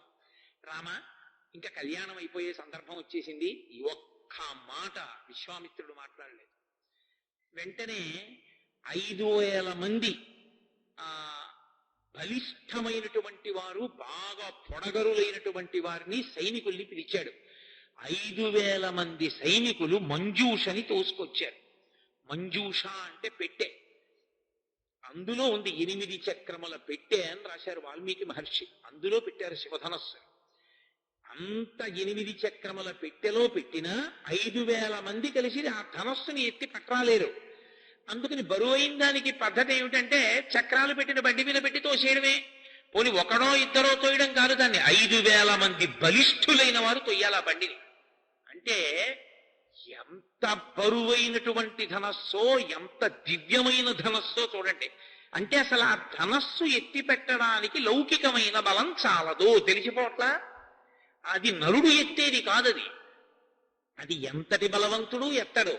దాన్ని ఎత్తడం అంటే ఎవరి చేతి స్పర్శ తగిలితే అది పైకి లేస్తుందో, ఎవడు నిలబెట్టగలడో, అది ముట్టుకోవడానికి అర్హత ఉన్నవాడో వాడే ఎత్తగలడు. ఒక్కొక్కడికి చూడండి, ఒక్కొక్క దాంట్లో ప్రావీణ్యం ఉంటుంది. మనం కబుర్లు చెప్పుకుంటూ ఉంటాం. డ్రైవర్ చూడండి కారు ఆపి వెనక డోరు పడలేదమ్మా అంటాడు. ఆయనకి తెలుసు డోరు పడలేదన్న విషయం. ఓసారి మళ్ళీ తెరిచి వేసిన తర్వాత ఇప్పుడు పడిందని మళ్ళీ కారు స్టార్ట్ చేస్తాడు. ఎవరి వృత్తి ఎందో వారికి నైపుణ్యం. ఒక్కొక్కళ్ళింటికి మీరు వెళ్ళండి, బయటికి వెళ్ళిపోదామని గడియ మీరు ఎంత తీయండి రాదు, ఉండండి అని ఆ యజమాని వచ్చి ఇలా అంటాడు, ఆ తలుపు వస్తుంది. ఆ ఉడుపు ఆయన ఉడుపు అయింది, ఆయన ఇలా అంటే ఆ తలుపు వస్తుంది. మనం ఎంత తిప్పినా తలుపు రాదు. అలా అది పరబ్రహ్మము ముట్టుకుంటే పైకి లేస్తుంది. కానీ పరబ్రహ్మాన్ని అంటే రాముడు అనడం, నరుణ్ణి అంటాడు. అది కథ. అంత గంభీరంగా అల్లారు, అంత గొప్పగా వచ్చింది, అంత ఉద్విగ్నత, అంత గాంభీర్యం సంతరించుకుంది సీతా కళ్యాణ ఘట్టం. కాబట్టి ఇప్పుడు విశ్వామిత్ర మహర్షి ఆ పెట్టి తీసుకొచ్చిన తర్వాత ఇలా చూశారు. చూసి విశ్వామిత్రస్తు ధర్మాత్మ, పరమధర్మాత్ముడైనటువంటి విశ్వామిత్రుడు రాముడి వంక ఇలా చూసి వత్స రామ ధనుప్పస్య ఇది రాఘవమబ్రవీత్. రామ ఎక్కుపెట్టు అనలేదు. ఎంత గాంభీర్యం! మొదట ఏ మాట అన్నాడో, ఏ తత్తర్షయ భద్రంతే కృతకామౌ నృపాత్మజం అన్నాడు కదా. ఇప్పుడు కూడా అంతే. వత్స రామ ధనుస్పస్య, లోపల ఎంత సంతోషమో. నా శిష్యుడిగా ఉన్నవాడు పరబ్రహ్మ, ఆ పరమేశ్వరుడు శిష్యరికం చేస్తున్నాడు, కాళ్ళు పడుతున్నాడు. నన్ను పక్కన నించుని శిష్యరు కింకరౌ సమపస్థితౌ అంటున్నాడు. నరుడిగా ఉండి నా ఆజ్ఞ మేరకి కదులుతాడు ఇప్పుడు అని. వత్స, ఎంత ప్రేమో తన శిష్యుడి మీద గురువుకి. రామ ధనుప్పస్య, చూడ ధనస్సు సారి ఇది రాఘవమబ్రవీత్, అంతే అన్నాడు. ఎక్కుపెట్టు, దాన్ని వింటిదారి కట్టు, ఏదో లాభం ఏమీ అనలేదు. అడిగింది ఎవరిని? రాముడిని అడిగాడు. రాముడు వెళ్ళి ఆ పెట్టె మూత తీశాడు. ఆయనెంత చమత్కారం! ఆయన ఎక్కడ బయటపడ్డా. పెట్టి మూత తీసి ఆయన ఇలా చూశాడు. చూసి విశ్వామిత్రుడి వంక తిరిగి, హే బ్రహ్మన్, నేను ఈ ధనస్సు వంక చూశాను. ఒక్కసారి ఈ ధనస్సుని ముట్టుకోవాలని అనుకుంటున్నాను, మీరు అనుమతిస్తారా? ముట్టుకోనా అని అడిగాడు. అడిగితే ఆయన ఏమీ అనలేదు. ఎక్కుపెట్టు అని నోటితో ఏమీ అనలేదు. బాఢం అన్నాడు. బాఢం ఇత్యేవ రాజన్ ముని, ఇద్దరూ కూడా ఒకేసారి బాఢం అంటే అనుమతించాను అన్నాడు. అంటే గురువు గారి యొక్క అంగీకారం ఉంటే తప్ప ఆయన ముట్టుకోడు. గురువు గారి అనుమతి అంటే విశ్వామిత్రుడి నోటి వెంట ఎక్కుపెట్టు అన్నాడు అనుకోండి బ్రహ్మర్షి, ఆయన నోటి మాట ఉత్తినైపోతుందా? అయిపోతుందంతే. ఆ ధనస్సు లేవలసింది. బ్రహ్మర్షి నోటి వాక్కు, ఆయన మాటే అస్త్రం. అంతటి తపోధనుడు. గురువుగారు ధనస్సు ఎక్కువ పెడదాం అనుకుంటున్నానంటే ఏదో పిల్ల మీద కాంక్ష పుట్టిందా, మీ నాన్నని అడగక్కర్లేదా అనొచ్చు విశ్వామిత్రుడు. క్షత్రియుడు ఎంత మాట్లాడాలో అంతే మాట్లాడాడు. కాబట్టి ఆయన అన్నాడు, హే బ్రహ్మన్, గురువుగారు ఒక్కసారి ఈ ధనస్సు ముట్టుకుందాం అనుకుంటున్నాను, ఆ తర్వాత అవకాశం ఉంటే దాన్ని ఎక్కువ పెడతాను. వెంటనే ఆయన అన్నాడు బాఢం, అలాగే అనుమతిస్తున్నాను. అటు జనక మహారాజు అన్నాడు, ఇటు విశ్వామిత్రుడు అన్నాడు. అన్నాడంతే ఆయనకి జనక మహారాజు ఉద్దేశం ఏంటంటే ఏదో ఇలా అంటాడు, ఎంతమందిని చూడలేదు, అలవాటు పడిపోయింది, ఓసారి ఇలానే అమ్మో అని వచ్చేస్తాడు, అంతేగా పెట్టి మోతెట్టేస్తారు వెనక్కి వెళ్ళిపోతాడు అనుకుంటున్నాడు. అందరూ 5,000 మంది ఓ పక్కకి వెళ్ళి అలా నించున్నారు. ఇంకా సభాసదులందరూ చూస్తున్నారు. ఆరోపయిత్వా ధర్మాత్మా పూరయామాస దగ్ధను తత్తభంజ ధనుర్మధ్యే మహాయశాహ. ఆయన అకస్మాత్తుగా ధనస్సుని తీసి నిలబెట్టాడు. అలా నోళ్ళు తెరిచి ఉండిపోయారు అందరూ. చాలా తేలికగా ధనస్సుని నిలబెట్టడం, తాడు విప్పడం, కట్టేయడం, వంచేయడం వింటినాలో అంతే మాట. కాబట్టి ఆయన అన్నాడు, హే బ్రహ్మం గురువు గారు, ఒక్కసారి ఈ ధనస్సు ముట్టుకుందాం అనుకుంటున్నాను, ఆ తర్వాత అవకాశం ఉంటే దాన్ని ఎక్కువ పెడతాను. వెంటనే ఆయన అన్నాడు బాఢం, అలాగే అనుమతిస్తున్నాను. అటు జనక మహారాజు అన్నాడు, ఇటు విశ్వామిత్రుడు అన్నాడు. అన్నాడంతే ఆయనకి జనక మహారాజు ఉద్దేశం ఏంటంటే ఏదో ఇలా అంటాడు, ఎంతమందిని చూడలేదు, అలవాటు పడిపోయింది, ఓసారి ఇలానే అమ్మో అని వచ్చేస్తాడు, అంతేగా పెట్టి మోతెట్టేస్తారు వెనక్కి వెళ్ళిపోతాడు అనుకుంటున్నాడు. అందరూ 5,000 మంది ఓ పక్కకి వెళ్ళి అలా నించున్నారు. ఇంకా సభాసదులందరూ చూస్తున్నారు. ఆరోపయిత్వా ధర్మాత్మా పూరయామాస దగ్ధను తత్తభంజ ధనుర్మధ్యే మహాయశాహ. ఆయన అకస్మాత్తుగా ధనస్సుని తీసి నిలబెట్టాడు. అలా నోళ్ళు తెరిచి ఉండిపోయారు అందరూ. చాలా తేలికగా ధనస్సుని నిలబెట్టడం, తాడు విప్పడం, కట్టేయడం, వంచేయడం, వింటినారి లాగడం, అది మధ్యలోకి 2 ముక్కల కింద విరిగిపోవడం అయిపోయింది. మెరుపు మెరిసి పిడుగుపడినట్టయి అంతఃపురం అంతా కదిలిపోయింది. ఆ సప్పుడికి, ఆ ధ్వనికి, ఆ కాంతికి అక్కడున్న వాళ్ళందరూ మూర్ఛపోయారు. 4 నిలబడ్డవాడు. 1 రాముడు, 2 లక్ష్మణుడు, 3 విశ్వామిత్రుడు, 4 జనకుడు. వీళ్ళు 4. ఇప్పటి వరకు ఎదురు చూస్తున్నాడు, ఎక్కడో నరుడి రూపంలో ఉన్నాడని వెతుకుతున్నాడు. చూశాడంతే, పరవశించిపోయాడు విశ్వామిత్రుడు. పరవశించిపోయి, అబ్బా ఇన్నాళ్ళకి నాకు అల్లుడు దొరికాడు, శివధనస్సుని ఎక్కువ పెట్టగలిగిన వాడు దొరికాడు. అంతే విశ్వామిత్ర మహర్షి వంక చూసి అత్యద్భుతం అచింత్యంచ అతర్కితమిదం యా అన్నాడు. ఇది అత్యద్భుతం, నేను ఊహించలేదు. ఏమిటి అసలు రహస్యం? నరుడి రూపంలో ఉన్న పరబ్రహ్మం తెలుస్తున్నాడు, కనబడ్డాడు. మాయాస్వరూపిణిని భరించగలిగిన వాడు దొరికిపోయాడు. పైకి ఆయన అనకూడదు నరుడి కథ కాబట్టి ఊరుకున్నాడు. అత్యద్భుతమతించంచ అతర్కితమిదం యా, ఇంకా దీని మీద వాదన లేదు అని జనకానాం కులే కీర్తిం నాహరిష్యతి మే సుత సీతా భర్తారమాసాద్య రామం దశరథాత్మజం. నా కూతురు మహాభాగ్యాన్ని పొందింది. నా కూతురు రామచంద్రమూర్తికి ఇల్లాలు కాకపోతోంది దశరథ మహారాజుకి. వెంటనే సువర్ణ కలశాన్ని జలములతో ఉన్నదాన్ని తీసుకుని వచ్చి కన్యాదానం చేస్తానని నీళ్లు పోయిపోయాడు రాముడి చేతిలో.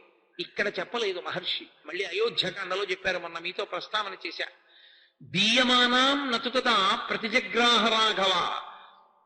ఆయన అవిజ్ఞాయ పితుశ్చంధ అయోధ్యాధిపతే ప్రభో. కన్యాదానం చేస్తానని నీళ్లు పోస్తుంటే అలా నేను పుచ్చుకోను. అయోధ్యాధిపతి మా తండ్రి ఉన్నాడు దశరథ మహారాజు, నన్ను కన్న తండ్రి, ఆయన నిర్ణయం చెయ్యాలి నా పక్కన ఎవరు ఇల్లాలుగా ఉండాలో. కాబట్టి ఈ వార్త దశరథ మహారాజు గారికి పంపించండి.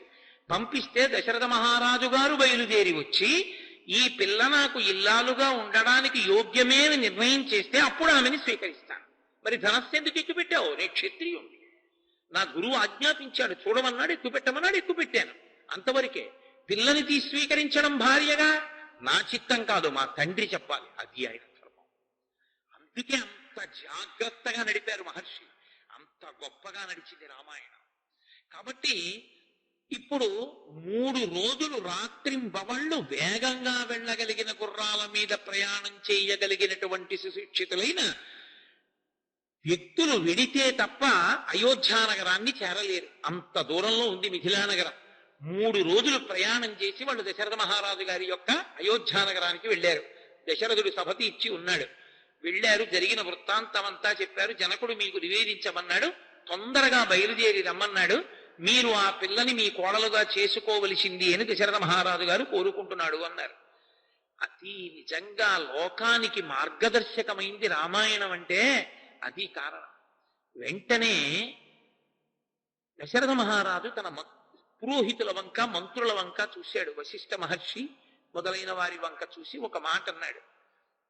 యది రోచతే వృత్తం జనకస్య మహాత్మనః, మీకు జనకుని యొక్క ప్రవర్తన, జనకుని యొక్క నడవడి ఇష్టపడిందా అని అడిగాడు. ఆయనకి ఆ ఇంట్లో భక్తి, పూజ, వ్యవహారం అలవాటు. ఆ ఇంట్లో ఆయన కొడుక్కి పిల్లనిద్దామనుకున్నవాడు కనీసం బొట్టెట్టుకునైనా ఆయన ఇంటికి వెళ్ళాలి. బొట్టెట్టుకోకుండా పిల్లనిస్తానని వెళ్ళిన వాడి పిల్లని ఆయన ఎలా చేసుకుంటాడు? అసలు చేసుకోడు కదా. ఎంత అర్థరహితం. కాబట్టి యది రోచతే వృత్తం, అసలు జనకస్య మహాత్మనః, జనకుని యొక్క ప్రవర్తన ఎటువంటిది, ఆయన నడవడి ఎటువంటిది, మనకి ఆయనకి పొత్తుతుందా? రేపు ఇయ్యాలవారైన తర్వాత ప్రతి చిన్న విషయానికి ఏమిటి అలా ఉంటారని ఈయన విసుక్కుని ఆయన విసుక్కుని, ఏమిటి ఆయన బొట్టు పంచాన ఆయన విసుక్కుని ఈయన విసుక్కుని, అదే ఇద్దరికీ సంస్కారమునందు ఒకటైన బుద్ధి ఉండాలి. కాబట్టి జనకుని యొక్క ప్రవర్తన మీకు నచ్చితే, నడవడి నచ్చితే మనం వెడదాం. ఏం చెప్పమంటారు? తప్పకుండా వెడదాం అన్నారు పురోహితులు. అది పెళ్ళంటే. పెద్దలు నిర్ణయించినారుగాన అంటే ఎంతసేపు భూతద్దం పెట్టి పిల్లని చూడమని కాదు. భూతద్దం పెట్టి పిల్లని చూసావు ఉండిపోతుందా? ఆమె శరీరము కూడా వృద్ధాప్యమునందు ముడతలు పడిపోతుంది. నీ ఇంటి గౌరవం, ఆఖరికి నీ శరీరం పడిపోయిన తర్వాత తద్దినం పెట్టినప్పుడు కూడా కోడలే దీపం పెట్టాలి. దీపం పెడితే కానీ ముట్టదు. అసలు ఆ సంస్కారం ఉందా పిల్లకి? ఆ కుటుంబానికి ఆ మర్యాద ఉందా? అది లేనినాడు ఎలా చేసుకుంటావు కోడలుగా? అందుకని ఆ ప్రవర్తన అంగీకరించవచ్చా? తనది కాదు నిర్ణయం, పెద్దల్ని సంప్రదించాడు. అందుకే తన కుటుంబ గౌరవం తెలిసి ఉండి ఆ కుటుంబంలోకి అవతల పిల్ల రావచ్చా లేదా అని నిష్పక్షపాతంగా నిర్ణయం చెయ్యగలరన్న పెద్దలతోనే మాట్లాడాలి పెళ్లి విషయం. వద్దు అన్నారనుకోండి వదిలిపెట్టాలి. తప్పకుండా పరిశీలించచ్చు అన్నారనుకోండి పరిశీలించాలి. వెంటనే పురోహితులు అన్నారు తప్పకుండా, మహాత్ముడు జనకుడు, మనం వెడదాం అన్నారు. సరే అయితే బయలుదేరండి, ఇంకా ఆలస్యం ఎందుకు? మా భూత్కాలస్య పర్యయ, ఆలస్యం చెయ్యకూడదు, బయలుదేరండి అన్నాడు. తాను వృద్ధుడు, నేను వెనక వస్తాను, ముందు కోశాధిపతులందరూ కూడా తగినటువంటి కానుకలు తీసుకుని ముందు బయలుదేరాలి. ప్రభువు వెడుతున్నాడు అంటే పొంచి ఉంటారు శత్రువులు, నాకు రక్షణగా ఆశ్విక దళం, పదాతి దళం అంతా బయలుదేరాలి, నాకన్నా ముందు పురోహితులు వెళ్ళాలన్నాడు. అందరూ బయలుదేరారు. దశరథ మహారాజు గారు వెళ్ళాడు, మిథిలా నగరానికి వెళ్ళాడు. జనక మహారాజు ఎదురొచ్చాడు, స్వాగతం పలికాడు, తీసుకెళ్ళాడు, కూర్చోపెట్టాడు. కూర్చోపెట్టి మా అమ్మాయిని మీకు ఇద్దాం, మీ అబ్బాయికి ఇద్దాం అనుకుంటున్నాం, మా అమ్మాయిని మీ కోడల్ని చేసుకోవలసింది అన్నాడు. దశరథ మహారాజు గారు అన్న మాట ఎంత గొప్పదో తెలుసా అండి. ఆయన అన్నాడు, దాత ఉంటే కదూ ప్రతిగ్రహీత, దాత లేనాడు ప్రతిగ్రహీత ఎక్కడున్నాడు? వేదం యొక్క హృదయాన్ని చెప్పాడు. కన్యాదాత గొప్పవాడా, ఆడపిల్లని ఇంటికి తెచ్చుకుంటున్నవాడు, కోడలిగా తెచ్చుకుంటున్నవాడు గొప్పవాడా? ఆడపిల్లని ఇచ్చేవాడు లేని నాడు నువ్వెవరిని కోడలుగా తెచ్చుకుంటావు? ఆయన ఇస్తున్నాడు కాబట్టి నీకు కోడలు వస్తుంది. ఇచ్చేవాడు లేని నాడు పుచ్చుకునేవాడు ఎక్కడున్నాడయా? ఇచ్చేవాడివి నువ్వు, పుచ్చుకునేవాడిని నేను. ఎవరు తక్కువ ఎవరు ఎక్కువ? కాబట్టి నేను వినయంగా ఉండద్దు, ఇచ్చేవాడివి నువ్వు. పెళ్లిలో కన్యాదాత గారిదే వేదిక, ఆయనదే అధికారం. అందుకే ఆడపిల్లని కన్యాదానం చేసేటప్పుడు చతుర్థి విభక్తి వెయ్యరు, ఇదం నమమ అంటూ ఇవ్వరు. కాబట్టి ఆడపిల్లకి పెళ్ళైపోయిన తర్వాత కూడా తండ్రికి ఆ పిల్ల మీద అధికారం ఉంటుంది. నా ఇంట ఉత్సవం జరుగుతోంది, పిల్లని పంపు అంటే నేను పంపను అనే అధికారం అల్లుడికి లేదు శాస్త్రీయంగా. ఎందుకని అంటే అగ్ని సాక్షిగా అలా ఒప్పుకునే పుచ్చుకున్నాడు. మగపిల్లవాడు ఉన్నాడనుకోండి, వాడి ప్రవర్తనకి ఒక్క తల్లిదండ్రులే తరిస్తారు, అత్తమామలు తరించారు. ఆడపిల్ల ప్రవర్తనకి ఉభయ వంశాలు తరిస్తాయి. అటు తల్లిదండ్రులు తరిస్తారు, ఇటు అత్తమామలు తరిస్తారు. రెండు వంశాల్ని తరింప చెయ్యగలిగినటువంటిది ఆడపిల్ల ఒక్కతే మాత్రమే. అటువంటి ఆడపిల్లని ఇస్తున్నవాడు చిన్నబుచ్చుకుని చేతులు కట్టుకుని తల వంచుకుని నిలబడవలసిన అవసరం ఉన్నదని వేదం చెప్పలేదు. తలెత్తుకుని పరమ ధైర్యంగా సంతోషంగా తిరగాలి, వేదిక ఆయనది అని చెప్పింది. ఆయన అనుమతితోటే పెళ్లి కొడుకు యొక్క తండ్రి ఏది చేసినా. మీరు అందుకే చూడండి, ఆడపిల్ల తండ్రి కన్యాదాన సమయంలో వేదిక దగ్గర కూర్చున్నంతగా మగపిల్లవాడి తండ్రికి వేదిక మీద పని ఉండదు. స్నాతకం అయిపోతే అయిపోయిందంటే మళ్ళీ ఎప్పుడు పిల్ల గౌరీ పూజ చేస్తుంటుంది. నిజానికి అది పెళ్లి కోసమని పిల్లని ఎంచుకుంటున్నటువంటి సందర్భానికి ప్రతీకగా చేస్తారు ఆ అంగం. పిల్ల గౌరీ పూజ చేస్తున్నప్పుడు వెడతాడు మామగారు. అప్పుడు కూడా టక్ చేసుకుని బెల్ట్ పెట్టుకుని వెళ్ళిన మామగారి గురించి ఏం మాట్లాడాలో నాకు రాదు. వైదికంగా ఓ పంచె కట్టుకుని ఓ ఉత్తరీయం వేసుకుని వెళ్ళాలి గౌరీ పూజ దగ్గరికి. ఇంటికి శ్రీ మహాలక్ష్మిని తీసుకొచ్చుకుంటున్నావు, కోడల్ని తీసుకొస్తున్నావు. అక్కడ అడుగుతారు ప్రవర చెప్పి, ఏమయ్యా ఈమెని నీ కోడలిగా స్వీకరిస్తున్నావా అని అడుగుతారు. అది పెద్దరికం. అందుకే మామగారు ఆ పిల్ల యొక్క ఆనందానికి జవాబుదారి. ఆ పిల్ల ఇంటికి వచ్చింది అంటే ఆ పిల్ల కంట నీటి బొట్టు పడకుండా చూసుకోవలసిన వాడు మామగారే. అంత గుండెల్లో పెట్టుకు చూసుకోవాలి. అందుకే మామగారు వెళ్ళిపోతే ఆ పిల్లకి మళ్ళీ ఆ స్థానాన్ని భర్తీ చెయ్యగలిగినటువంటి వాడు లేడు లోకంలో. అంత సంతోషంగా నిలబెడతాడు. ఆఖరికి ఆమె భర్త ఆమె మీద చీకాకు పడినా, ఏమిరా పిల్లని ఏడిపిస్తున్నావు అని ఇలా వేలు చూపించగలిగిన వాడు మామగారు ఒక్కడే. అందుకే కన్యాదానం చేసిన తర్వాత కన్న తండ్రిని కూడా దాటి సుఖపెట్టే స్థానంలో నిలబడతాడు మామగారు. మామగారి యొక్క స్థానంలో నిలబడడం అంటే లోకంలో అంత పెద్ద విషయం, అంత పరిణతి, అంత పెద్ద పదవి, అంత గొప్పది. అంత గొప్ప మాట అన్నాడు దశరథ మహారాజు. సరే కూర్చున్నారు. కూర్చున్న తరువాత ఎవరి వంశం ఎటువంటిది, ఇరువంశములు తెలియాలి. తెలిస్తే కదూ వివాహం చేయడం. పెళ్లి మాటలు మాట్లాడుకోవడం అన్న మాటకు అర్థం ఏంటంటే, అర్థరహితంగా పెళ్లి మాటలు మాట్లాడుకోవడం అంటే వాళ్ళకి ఐశ్వర్యం ఎంతుంది, వీళ్ళకి ఐశ్వర్యం ఎంతుంది, పెళ్లిలో అంగాలు ఎన్ని ఉన్నాయి, ప్యాంట్లు ఎన్ని ఎడతారు, చొక్కాలు ఎన్ని ఎడతారు, చీరలు ఎన్ని ఎడతారు, నీ బతుకంతా వెళ్ళిపోతుందా వాటితో? ఎందుకు వచ్చిన అల్లరది? పెట్టేవి పెట్టకుండా ఉంటారా? ఎలాగో పెడతారు. అవి లేకపోతే బట్టలు ఇప్పుడు తిరుగుతావా? ఏ బట్టలే కొనుక్కోలేవా? నీ కొడుక్కి ఓ పంచల చాపో ప్యాంటు చొక్కాయే కొనలేవా పెళ్లికి? ఎందుకంత ప్రతి చిన్న విషయానికి అడుక్కు తినడం? ప్రతిదానికి గుడులు ఎలా ఉండాలో కూడా అడగడం, బిందెలు ఎలా ఉండాలో అడగడం. ఎందుకంత భిక్షాటన? గంభీరంగా ఒక మామగారిగా నిలబడలేవు, పరమ సంతోషంగా బియ్యం అందలేరు. అసలు పెళ్ళి అనేటప్పటికీ భోజనం మానేసేది ఎవరంటే వియ్యపురాలి. అమ్మో, అది లేకపోతే వియ్యపురాలు ఎందుకు అవుతుంది? పెళ్ళి అంటే ఎంత బాగా చేయండి, కోపం వస్తేనే వియ్యపురాలు. అది చక్రవర్తి పదం అనుకుంటారు తప్ప, అయ్యో అత్తగారిని అవుతున్నాను, కోడలు వస్తోంది, నేను ఎంత పరిణతితో ఉండాలి, ఎంత పెద్దరికంతో ఉండాలి, ఎంత మర్యాదతో శాస్త్రం మాట్లాడింది, అసలు అవగాహనేది. అందుకే అన్నారు, అసలు మనుష్యత్వం ప్రపంచంలో బ్రతికుండాలంటే రామాయణం వింటూ ఉండాలన్నారు. రామాయణం ఎంతకాలం చెప్పబడుతుందో, రామాయణం ఎంతకాలం వింటారో అంతకాలము నరత్వము బ్రతుకుతుంది అన్నారు. కారణం శ్రీరామాయణమునందు సమస్త రహస్యములు నిక్షేపించుటయే. కాబట్టి ఇప్పుడు వాళ్ళిద్దరూ ఇచ్చి పుచ్చుకోవచ్చా అన్న విషయంలో కానుకల విషయం కాదు. ఇరు వంశములు ఎటువంటివి, ఇరు వంశములలో ఉన్న పెద్దలు ఎటువంటి వారు? కనీసంలో కనీసం 6 తరాలు చెప్పగలడా వియ్యంకుడు? మీ తండ్రి గారు, తాతగారు, ముత్తాతగారు, ఆ పైన ఇంకో 2 పేర్లు చెప్పండి ఏం చేసేవారో అని అడిగారు అనుకోండి. మా ముత్తాతగారి విషయం నేను ఒకసారి కనుక్కుంటాను ఉండండి అని వెంటనే సెల్లట్టుకున్నాడు అనుకోండి, ఓ నమస్కారం పెట్టచ్చు. ముత్తాతగారే తెలియనివాడు, ప్రవరే చెప్పలేనివాడు, వాడి ఇంకా అసలు తన బిడ్డల తన పితృదేవతల విషయంలో గౌరవం లేనివాడు ఇంకా ఏ విధంగా లోకంలో మర్యాద నిలబెట్టుకోగలడు? మహానుభావుడు, ఇంటి పురోహితుడంటే అది. రామచంద్రమూర్తికి పేరు పెట్టి యుగాలు మారిపోయిన లోకాన్ని ఉద్ధరించడానికి పౌరోహిత్యం ఒప్పుకున్నవాడు వశిష్ఠ మహర్షి. ఆయన కర్మ కాలిపోయారు. ఆ వంశంలో పుట్టిన మహాపురుషుల యొక్క పేర్లు అటువంటివి. అంత గొప్పవాడు. కూర్చోబెట్టారు. జనక మహారాజు గారి పక్షాన్న శతానందుడు. శతానందుడు అంటే సామాన్యుడు కాడు. గౌతమ మహర్షి అహల్య యొక్క సంతానం. శతానందుడు అటువైపు కూర్చున్నాడు. విశ్వామిత్ర వశిష్ఠ మహర్షులు ఇటువైపు కూర్చున్నారు. కూర్చుని వాళ్ళందరూ చెప్తున్నారు, ఇరువంశములు సరిపోతాయా? ఈ 2 పిల్లలకి పెళ్లి చెయ్యొచ్చా? దశరథుడు జనకుడు వియ్యం అందచ్చా? అది అక్కడ నిర్ణయించవలసింది. అసలు దశరథ మహారాజు గారి వంశం ఏమిటి? దశరథ మహారాజు గారి వంశంలో పుట్టిన వాళ్ళు ఎవరు? దశరథుడు చెప్పుకోవడం కాదు. దశరథుడు చెప్పుకుంటే 10 మందిలో కొన్ని చెప్పచ్చు, చెప్పకపోవచ్చు. ఇంటి పురోహితుడు చెప్పాలి. పురోహితుడు అంటే పురము యొక్క హితమును కోరువాడు. అవతల పక్షాన్ని కూడా సంతోషంగా ఉండాలి, నిష్పక్షపాతంగా చెప్పగలిగిన వాడై ఉండాలి. అందుకని వశిష్ఠ మహర్షి చెప్పడం ప్రారంభం చేశారు.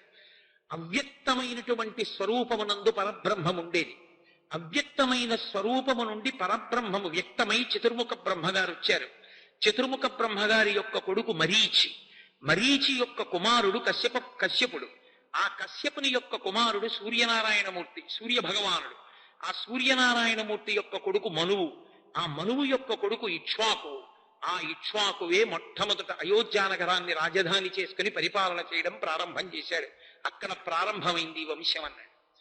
అని ఆ ఇక్ష్వాకు యొక్క కొడుకు కుక్షి, ఆ కుక్షి యొక్క కుమారుడు వికుక్షి, ఆ వికుక్షి యొక్క కుమారుడు బాణుడు, బాణుని యొక్క కుమారుడు అనరణ్యుడు, ఆ అనరణ్యుని యొక్క కుమారుడు పృథువు, ఆ పృథువు యొక్క కుమారుడు త్రిశంకు, ఆ త్రిశంకువు యొక్క కుమారుడు దుందుమారుడు, దుందుమారుని యొక్క కుమారుడు మాంధాత, మాంధాత యొక్క కుమారుడు సుసంధి, ఆ సుసంధి యొక్క కుమారుడు ధ్రువసంధి, ప్రసేనజిత్ అని ఇద్దరు కుమారులు.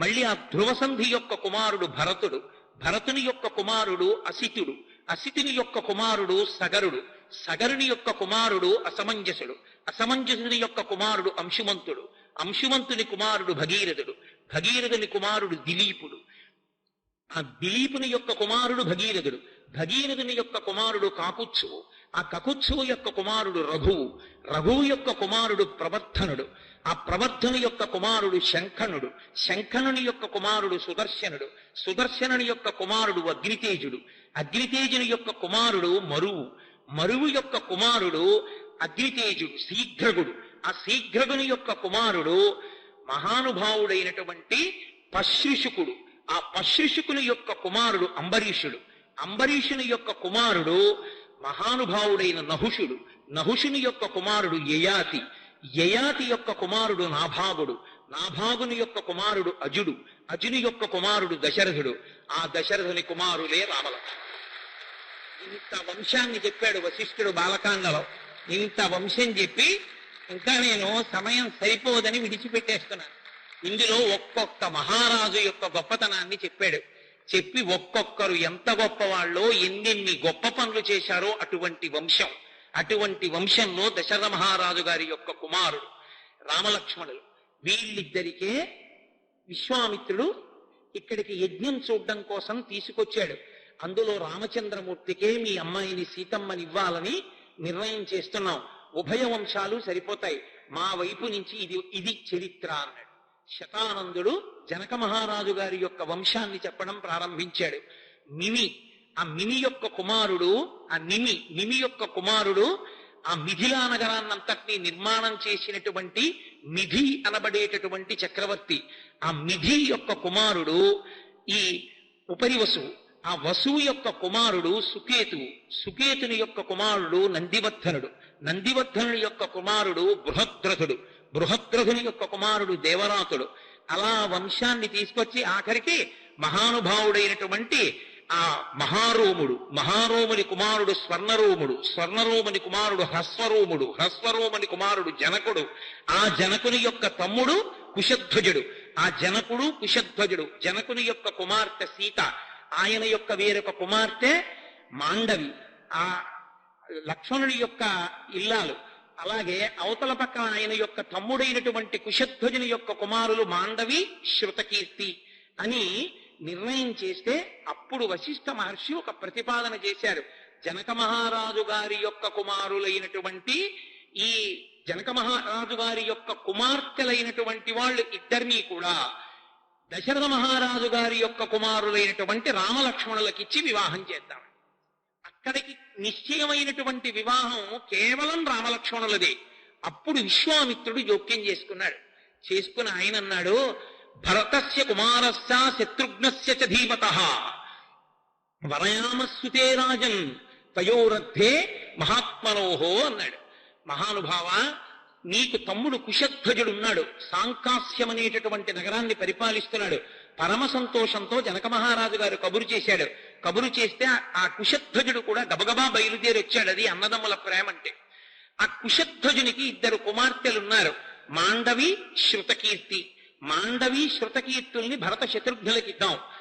జనక మహారాజు గారి యొక్క కుమార్తెలైన సీత ఊర్మిళ వాళ్ళిద్దరినీ రామలక్ష్మణులకిద్దాం, కాబట్టి నీ తమ్ముడి కుమార్తెల్ని కూడా దశరథ మహారాజు గారి యొక్క మిగిలిన ఇద్దరు కుమారులకు ఇవ్వవలసింది అని అపేక్షించాడు.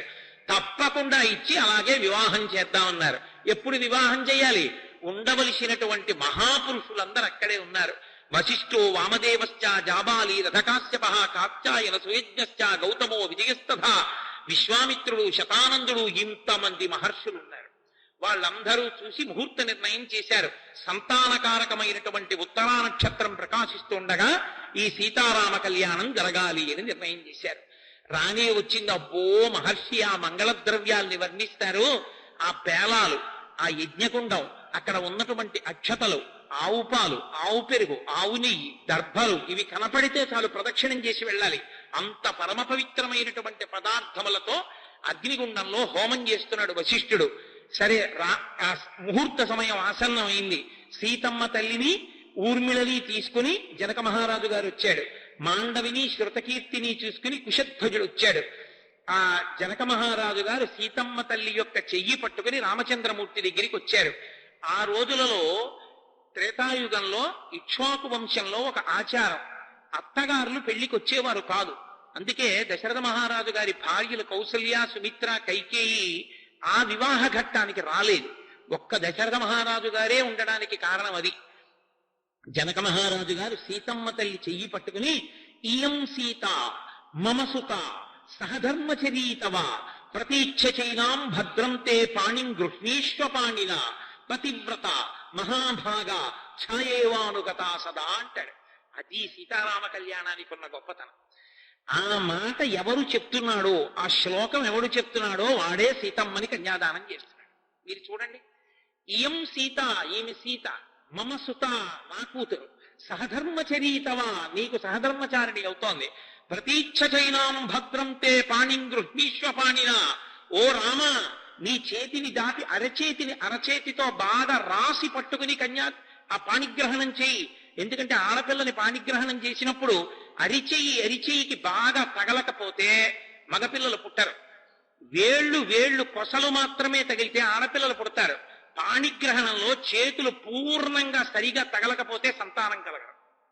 పాణిగ్రహణ సమయమునందు మంత్రం చెప్పేటప్పుడు అంత జాగ్రత్తగా చేతితో రాసి పట్టుకోవాలి.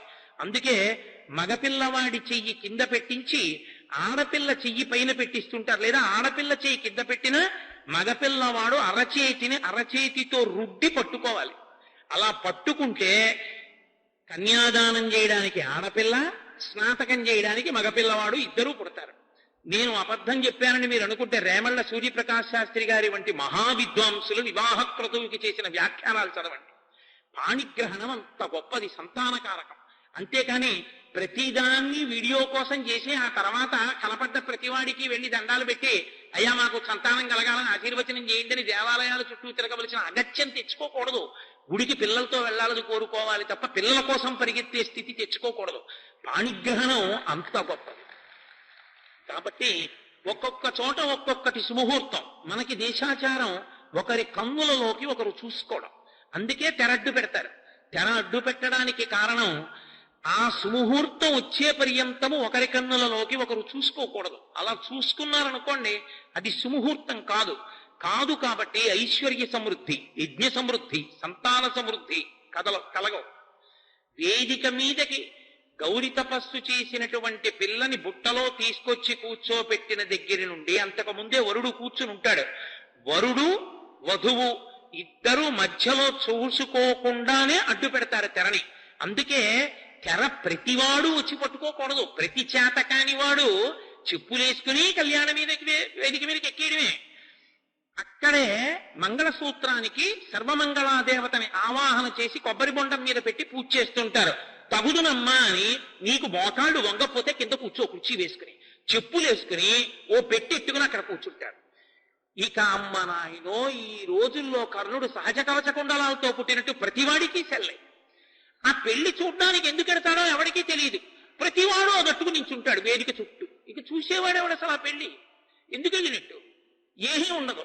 అసలు నిజానికి ఆ తెర ఎవ్వరూ ముట్టుకోకూడదు. కన్యాదాత అన్నిటికన్నా జాగ్రత్త తీసుకోవలసిందేదో తెలుసా? ఆ మధ్యలో పట్టుకుని తెర. నేను అబద్ధం చెప్పాననుకుంటే వివాహ మంత్రాలకి వ్యాఖ్యానం చదవండి. ఆ దాని మీద ఏ ఒక్క అక్షరం వ్రాయకూడదు. కొబ్బరి బొండాలకి ముళ్ళు గుచ్చడం, నురగలు కొట్టుకుంటూ ఉండడం, పిచ్చి పిచ్చి కాగితపు ముద్దలన్నీ తీసుకొచ్చి తల మీద పోసుకోవడం ఎంత అమంగళకరమైన విషయం అది. ఏనుగు స్నానం చేసి దుమ్ము పోసుకున్నట్టు వివాహంలో యజ్ఞో మే కామ సమృద్ధితాం పశో మే కామ సమృద్ధ్యతాం అని చెప్తుంటే అవన్నీ మీద పోసుకోవడమా? పోసుకుంటే పువ్వులు పోసుకో, అక్షతలు పోసుకో, మంగళద్రవ్యాలు పోసుకోవాలి. అంతేగాని అడ్డమైనవి తీసుకొచ్చి నెత్తి మీద పోసుకోవడం ఏంటి అసహ్యంగా, పక్కన పురోహితులు ఉండగా, పెద్దలు కూర్చుని ఉండగా. కాబట్టి తెర మీద ఏమీ ఉండకూడదు. ఒక్క స్వస్తిక్ మార్క్ ఒక్కటే ఉండాలి. ఆ స్వస్తిక్ మార్క్ ఉంది అంటే అర్థం ఏమిటో తెలుసా? అది లక్ష్మీదేవి యొక్క పాదముల యందు ఉంటుంది. భవిష్యోత్తర పురాణంలో నారద మహర్షి అంటారు, లక్ష్మీదేవి గురించి చెప్తూ, పాదవుతే స్వస్తికాయుతౌ అంటారు. అమ్మవారి పాదములలో స్వస్తిక్ ముద్ర ఉంటుంది. ఆ స్వస్తిక్ ముద్రతో కూడిన తెర ఉంటే ఆడపిల్ల తలెత్తినా అదే కనపడాలి, మగపిల్లవాడు తలెత్తినా అదే కనపడాలి, కూర్చున్న వాళ్ళకి అదే కనపడాలి, వేదిక మీద ఉన్నటువంటి పురోహితులకి అదే కనపడాలి. తెర దిగిపోయే వరకు స్వస్తిక్ తప్ప ఇంకా ఏదీ కనపడదు. స్వస్తిక్ మార్కుకి అంత గొప్పతనం అందుకొచ్చింది. అది పరదేవత పాదములలో ఉండే శోభనప్రదమైన మంగళప్రదమైన ముద్ర. అంతేకాని అడ్డమైన కవిత్వాలు తీసుకొచ్చి ఆ తెర మీద రాయడం, ప్రతి పనికి మాలిన వాడు వచ్చి తెర పట్టుకోవడం, కాసేపు దింపేస్తుండడం, కాసేపు ఎత్తుతుండడం, అందుకు కాదు ఆ తెర. ఆ తెర పట్టుకోవాలి అంటే ఆడపెళ్లి వారి పనుపున పరమ భగవద్భక్తి తత్పరులైన వారు ముగ్గురు పట్టుకోవాలి ఒకవైపు, మగపెళ్లి వారి తరపున ఇద్దరు పట్టుకోవాలి. ఆడపెళ్లి వారి తరపున కన్యాదాత అడుగుతాడు మగపెళ్లి వారిని, మీ పనుపున తెర పట్టుకునే వాళ్ళు ఎవరని అడుగుతాడు. వెంటనే మగపిల్లవాడి తండ్రి నిర్ణయం చేస్తాడు, తన వైపున్న బంధుగణంలో రోజు సంధ్యావందనం చేసుకునేవాడు, భక్తి తత్పరుడైన వాడు, శాస్త్రమునందు నమ్మకం ఉన్నవాణ్ణి ఎంచుకుని వాణ్ణి పట్టుకోమంటాడు. ఎలా పడితే అలా కాదు, చక్కగా ఓ పంచె కట్టుకుని పట్టుకోవాలి. ఏదైనా పట్టుకున్నామంటే దానికి అర్థం ఉంటుంది. నేను అబద్ధం చెప్పాననుకుంటే మీరు వేదమంత్రాలకి వ్యాఖ్యానాలు చూడండి. ప్యాంటు చొక్కా వేసుకుని పట్టుకున్నాడు అంటే దిగంబరంగా పట్టుకున్నట్టు లెక్క. అలా పట్టుకోకూడదు, పంచకట్టు కట్టుకుని పట్టుకోవాలి. గోచి పెట్టి కుచ్చిళ్ళు వేసి కట్టుకున్నవాడే దాన్ని పట్టుకోవడానికి అర్హుడు. అది వాడిది మంగళప్రదమైన స్వరూపం, వాడొక్కడే పట్టుకోవాలి. ఆడపిల్లని వేదిక మీదకి తీసుకురావాలి మేనమావగా అంటే ముందు రోజు చెప్పుకోవాలి, అయ్యా మీరు బుట్ట పట్టుకోండి అందుకని పంచ కట్టుకురండి అని చెప్పాలి. అంతేకాని ఆయన పెళ్లికి వచ్చిన తర్వాత మా అమ్మాయి బుట్టట్టుకోండి అని చెప్పకూడదు. ఆయన ప్యాంట్ వేసుకు రావచ్చు తెలియక, అప్పుడు బుట్టట్టుకోండి నువ్వు అడగనూకూడదు, నువ్వు అడిగినా ఆయన పట్టుకోనూకూడదు. పంచ కట్టుకుంటేనే బుట్ట పట్టుకోవాలి. ఎందుకంటే ఆమె పద్మమునందు కూర్చున్న లక్ష్మి, లక్ష్మీ స్వరూపమైనటువంటి దాన్ని వైదికమైన దుస్తులతోనే పట్టుకుని తీసుకురావాలి. ఆడపిల్లని నడిపించి తీసుకెళ్లరు, ఆమె లక్ష్మీ స్వరూప కనుక. ఒక పని చేశామంటే శాస్త్రం అంత జాగ్రత్తగా విధించింది. శాస్త్రము మీద మర్యాదతో చేయాలి తప్ప ఎలా పడితే అలా చేయకూడదు. ఆయన దేశ విదేశాల్లో చదువుకుని వచ్చాడు, కత్తి పట్టుకుని 4 వీధుల కూడల్లో నించోబెట్టి సెగ్గడ్డ కోసేయగలడు. అయినా ఆపరేషన్ థియేటర్లోకి వెళ్ళి ప్యాంటు చొక్కా విప్పి ఆ డ్రెస్ కోడ్కి సంబంధించినటువంటి దుస్తులు వేసుకుని పైన కూడా గుడ్డతో ఉన్న టోపీ పెట్టుకుని చేతులు శుభ్రంగా కడుక్కుని గ్లోవ్స్ వేసుకుని ఆయన ఎందుకు సెగ్గడ్డ కోస్తున్నాడు? ఆయన వృత్తి మీద ఆయన నిబద్ధత, అంత జాగ్రత్తగా కోస్తున్నాడు. ఆయన 4 వీధుల కూడల్లో కూడా కోసేయగలడు, అంతటి నిపుణుడు. కోస్తున్నాడా? కొయ్యడు. ఆయన శాస్త్రం మీద ఆయనకంత నిబద్ధత ఉంటే నీ కూతురు భవిష్యత్తు మీద నీకెందుకు ఉండదు? నువ్వెందుకు పాటించావు శాస్త్రాన్ని? ఎందుకు ఆ బ్రాహ్మణులు, ఇంకెందుకు వాళ్ళు పురోహితులు? ఎందుకు ఆ మంత్రభాగం? వీడియో కెమెరా ఒక్కటి పెట్టుకుంటే సరిపోతుందిగా, అక్కర్లేని క్రతువంతా చేసుకుని వెళ్ళిపోయేదానికి. అలంకారం చేసుకోవడం మీద ఉన్న శ్రద్ధ మంత్రభాగం మీద, అసలు ఆచరణ మీద పెట్టుకుంటే దేవతలు అభ్యున్నతికి కారణం అవుతారు, మనని అనుగ్రహిస్తారు. అంతేకాని అక్కడ మంత్రం జరుగుతూ ఉంటుంది, ఇక్కడ తంతు జరుగుతూ ఉంటుంది. ఎందుకది? ఎందుకు దానికి అన్ని వేలు ఖర్చు పెట్టడం ఎందుకు? ఆ తంతు జరిపించడానికి పెళ్లి చేశామని పేరు పెట్టుకోవడం ఎందుకు? నేను మన్నింపబడినగాక. శాస్త్రాన్ని నమ్ముకోవడం వల్ల నా ఆవేశం అలా ఉంటుంది, మరోలా భావన చేయకండి. నేను మీలాంటి వాడినే, కానీ దాని మీద ఉన్న గౌరవం మమకారంతో అప్పుడప్పుడు ఆవేశంగా మాట్లాడుతుంటాను.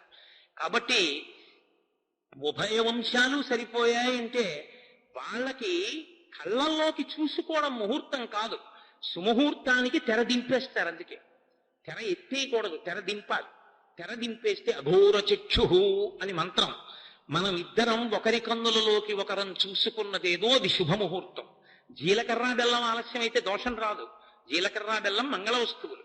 అవి ఒకరి తల మీద ఒకరు పెట్టుకోవడం అన్యోన్యత కోసం, అకాల వృద్ధాప్యం రాకుండా ఉండడం కోసం, మనసులు ఏకీకృతం అవ్వడం కోసం. అసలు అభ్యున్నతంతా ఒకళ్ళ కళ్ళల్లోకి ఒకళ్ళు చూసుకోవడమే. కావాలంటే మీరు మంత్రభాగాన్ని పరిశీలించండి. వాళ్ళు కళ్ళల్లోకి చూసుకోవడానికి అవకాశం ఇవ్వాలి. అంతేకాని అసలు ఇలా సుముహూర్తం అనగానే ఇటు చూడండి, ఇటు చూడండి, ఇటు చూడండి అంటే వాళ్ళు ఇటు చూసుకోవడం మానేసి ఇలా చూసుకుంటూ ఇలా పెట్టుకుంటే ఇంకెందుకు ఆ సుముహూర్తం? వాళ్ళు తేరిపారి కన్నులలోకి చూసుకుని అప్పుడు లేచి అడగాలి వరుడు, ఇప్పుడు నేను ఈమెని కళ్ళల్లోకి చూసినటువంటి ముహూర్తము సుముహూర్తమగుగాక. మీరు అందరు అనండి ఒకసారి అంటాడు. అయం ముహూర్త సుముహూర్తోస్తో అంటుంది సభంతా కూడా. అని నాయనా నువ్వేం కోరుకున్నావో అటువంటి వృద్ధి పొందు అని పట్టుకెళ్ళి అక్షతలు వేస్తారు. అంతేగాని బూట్లు చెప్పులు వేసుకుని వెనుకెక్కేసి వేసేసి వచ్చేసేయమని కాదు. ఏది ఎందుకు చేస్తున్నావో అందుకు చెయ్యాలి. అది జీవితాల అభ్యున్నతికి సంబంధించింది వివాహం అన్నది.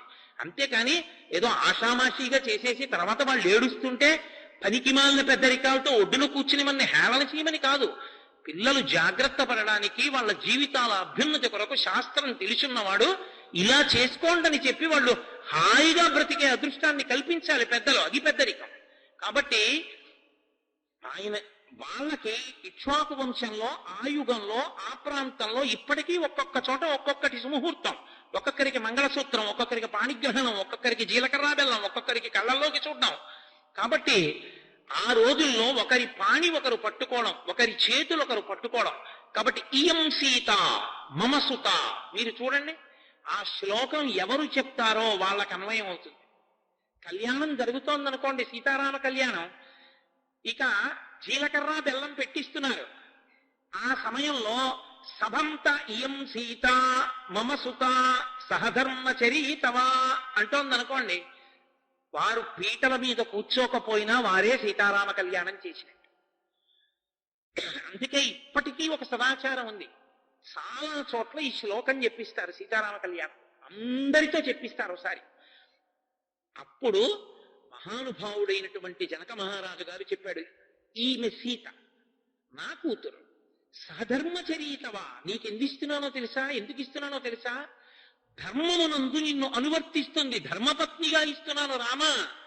కాబట్టి ఈమెని స్వీకరించు. సహధర్మచరీతవా ప్రతీచ్ఛ చైనాం భద్రం తే పాణిం గృహ్ణీష్వ పాణినా. ఆమె చేతిని నీ చేతితో, ఇద్దరు చేతులు కలిపి ఒకరి చేతులు ఒకరు చెయ్యి పట్టుకోండి. పాణిం గృహ్ణీష్వ పాణిన పతివ్రత మహాభాగా ఛాయావానుగత సదా. ఆమె మహాపతివ్రత. నీ కష్టం ఆమె కష్టం, నీ సుఖం ఆమె సుఖం తప్ప నువ్వు ఎలా ఉన్నా తన సుఖం ఆమె చూసుకోదు రామా. ఆమెకి జీవితంలో సుఖం అంటే ఏమిటో తెలుసా? నువ్వు సంతోషంగా ఉండడం. నువ్వు సంతోషంగా లేకపోయినా తను సంతోషంగా ఉండడం ఆమెకి సుఖం కాదు. నీ సుఖం ఆమె సుఖం. ఇదే సీతమ్మ తల్లి జీవితమంతా. మీరు చూడండి, ఆమెకి తన సుఖమన్న మాట లేనే లేదు. ఆమె సుఖమల్లా ఒక్కటే. రామచంద్రమూర్తి సుఖమే ఆమె సుఖం, లక్ష్మణస్వామి సుఖమే ఆమె సుఖం, అత్తవారింటి సుఖం ఆమె సుఖం, పుట్టింటి సుఖం ఆమె సుఖం. ఆమె సుఖం ఇంకొకటి లేదు. ఆమెకే కాదు, ఈ జాతిలో పుట్టిన ఏ ఆడపిల్ల జీవితమైనా అంతే. అందుకే ఆ ఆడపిల్ల యొక్క నడవడికి నెలకి 3 వానల్లో ఒక వాన పడింది. ఏ ఆడదైనా సరే చూడండి, ఏ మగవాడు లోకంలో కోరుకోడు మా ఆవిడ చేతుల్లో వెళ్ళిపోవాలని. కానీ ఆడది త్రికరణ శుద్ధిగా కోరుకుంటుంది, మా ఆయన చేతిలో వెళ్ళిపోవాలంట. ఆమెకి మంగళం కూడా ఏమిటి అంటే భర్త చేతిలో వెళ్ళిపోవడమే. ఎంత మందిని విడిచిపెట్టేస్తుంది, ఆ భర్తతో వెళ్ళిపోతుంది. భర్త పెట్టిందేదో అదే ఆమెకు అమృతం. మిగిలిన వాళ్ళు ఎంతమంది ఎన్ని తెచ్చి పెట్టండి, ఆమెకు అమృతం కాదు. ఆయనతో కలిసి ఉన్నదే ఆమెకి జీవితం, ఆయనతో కలిసి లేనిది ఆమెకి జీవితం కాదు. అది ఈ జాతీయందు స్త్రీ నమ్ముతుంది. రామాయణంలో జనక మహారాజు గారు కన్యాదానం చేస్తూ చెప్పిన శ్లోకం ఏదుందో అది సనాతన ధర్మంలో కన్యాదానానికి ఆయువు పట్ట శ్లోకం. అంత గొప్ప శ్లోకాన్ని ఇచ్చారు మహర్షి అని. సహధర్మచరీతవా ప్రతీచ్ఛ చైనాం భద్రం తే పాణిం గృహ్ణీష్వ పాణిన పతివ్రత మహాభాగా ఛాయేవానుగత సదా అన్నారు. నిన్ను నీడ ఎలా అనువర్తిస్తుందో అలా అనువర్తిస్తుంది రామ. నేను ముళ్ళ మించి నడవవలసి వచ్చిందనుకోండి, నా నీడ నువ్వు ముళ్ళ మీద పెడుతున్నావు కానీ నేను ముళ్ళ మీద రానని పక్కకి వెళ్ళదుగా, తను ముళ్ళ మీదే వస్తుంది. నీకు కష్టం వచ్చిన నాడు ఆమె కూడా ఆ కష్టాన్ని పంచుకుంటుంది తప్ప మాకు పుట్టింట్లో ఇలా అలవాట్లేదు ఇస్మండి అని అనదు సీత. కష్ట సుఖాల్లో నీకు తోడు నీడ, నువ్వు నీ నీడ ఎలా విడివడి ఉండలో ఆమె అలా ఉంటుంది. అందుకే ఇప్పటికీ సనాతన ధర్మమునందు సదాచారం ఏమిటో తెలుసా? దంపతుల మధ్యలోంచి వెళ్ళకూడదు కూడా. దంపతుల మధ్యలోంచి వెళ్ళకూడదు. ఎందుకంటే వాళ్ళిద్దరూ మనస్సు శరీరము ఒకటైపోయినటువంటి స్వరూపం. వాళ్ళ పొరపాటున ఇద్దరి మధ్య నుంచి కూడా వెళ్ళకూడదు. ఎప్పుడైనా పొరపాటున దంపతులు అటు ఇటు నించునుంటే అమ్మ ఇటు రండి అనో, లేకపోతే ఆయన్ని అయ్యా మీరు ఇటు వెళ్ళండి అనో వెళ్ళాలి తప్ప ఇద్దరి మధ్యలోంచి కూడా వెళ్ళకూడదు. శాస్త్రం దాన్ని నిషేధించింది. అంత గొప్పది. అందుకే దంపతులు సంతోషంగా ఒకరి కొరకు ఒకరు బ్రతికేయడానికి ప్రయత్నించాలి కానీ ఏ కారణం చేత కూడా దంపతుల మధ్య వైషమ్యములు కలిగే ఒక్క మాట మాట్లాడడానికి వీల్లేదని చెప్పి ఎన్నడూ మాట్లాడకూడదు.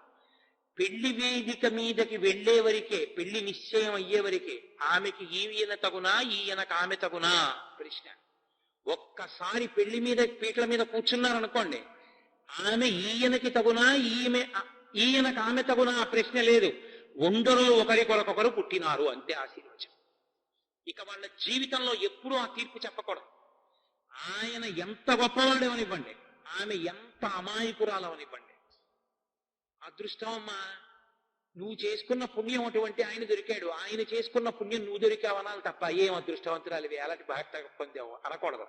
అంటే నీ అదృష్టం కలిసి వచ్చి భర్త అయ్యాడు తప్ప అందులో నీ అర్హత లేదన్నమాట. అందుకే మీరు పెద్దల మాటలు చూడండి. తగునీ చక్రి విదర్భరాజతకు తజ్జంబు వైదర్భయం తగునీ చక్రికి ఇంత మంచి తగునే దాంపత్యం ఈ ఇద్దరిం తగులం కట్టిన బ్రహ్మ నిర్పరిగదా దర్పాహ తారాతి మగడవుగా ఉట చక్రీ సుతచికిన్ మా పుణ్య మూలంబునం అంటారు పోతన గారు భాగవతంలో. అలాగే శివానంద లహరిలో శంకర భగవత్పాదులు శివాభ్యామస్తో కత్రిభవన శివాభ్యాం మృది పునర్భవాభ్యాం అంటూ వాళ్ళిద్దరినీ కూడా ఒకరికొకరు ఒకరి తపస్సులకు ఒకరు ఫలమై ఉన్నారు అంటారు. అంత గొప్పగా మాట్లాడతారు తప్ప ఒకరికన్నా ఒకరు తక్కువ ఒకరికన్నా ఒకరు ఎక్కువ అన్న మాటలు ఏమీ లేదు దాంపత్యంలో. అసలు దాంపత్యానికి ఉన్న గొప్పతనాన్నంతటి మహర్షి ఆ శ్లోకంలో పెట్టారు. ఇయం సీత మమసుత సహధర్మచరీతవా ప్రతీచ్ఛ చైనాం భద్రం తే పాణిం గృహ్ణీష్వపాణిన పతివ్రత మహాభాగా ఛాయేవానుగత సదా. ఆమె నిన్ను నీడలా అనువర్తిస్తుంది రామా, స్వీకరించు. చక్కగా పాణిగ్రహణం చేశాడు. సీతమ్మ తల్లి యొక్క చేతిని తన చేతితో స్వీకరించాడు. పాణిగ్రహణమైంది రామచంద్ర ప్రభువు శ్రీరామచంద్ర ప్రభు అయ్యాడు. శ్రీకారం పేరు పక్కన ఎప్పుడు చేరుతుంది అంటే వివాహం అయిపోయిన తర్వాత చేరుతుంది. ఆమెయే తనకి శ్రీ లక్ష్మి.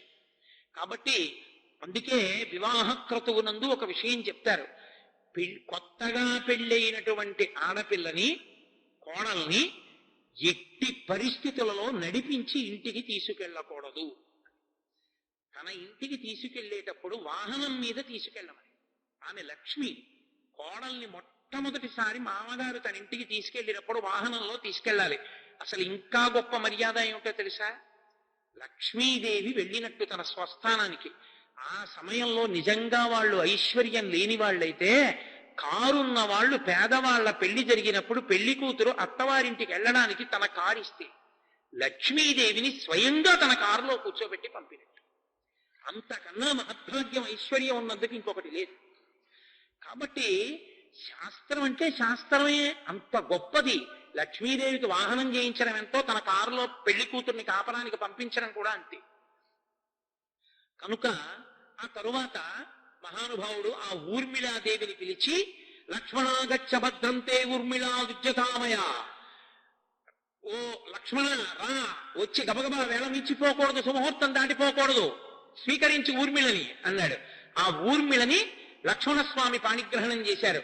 అలాగే మాండవిని భరతుడు పాణిగ్రహణం చేశాడు.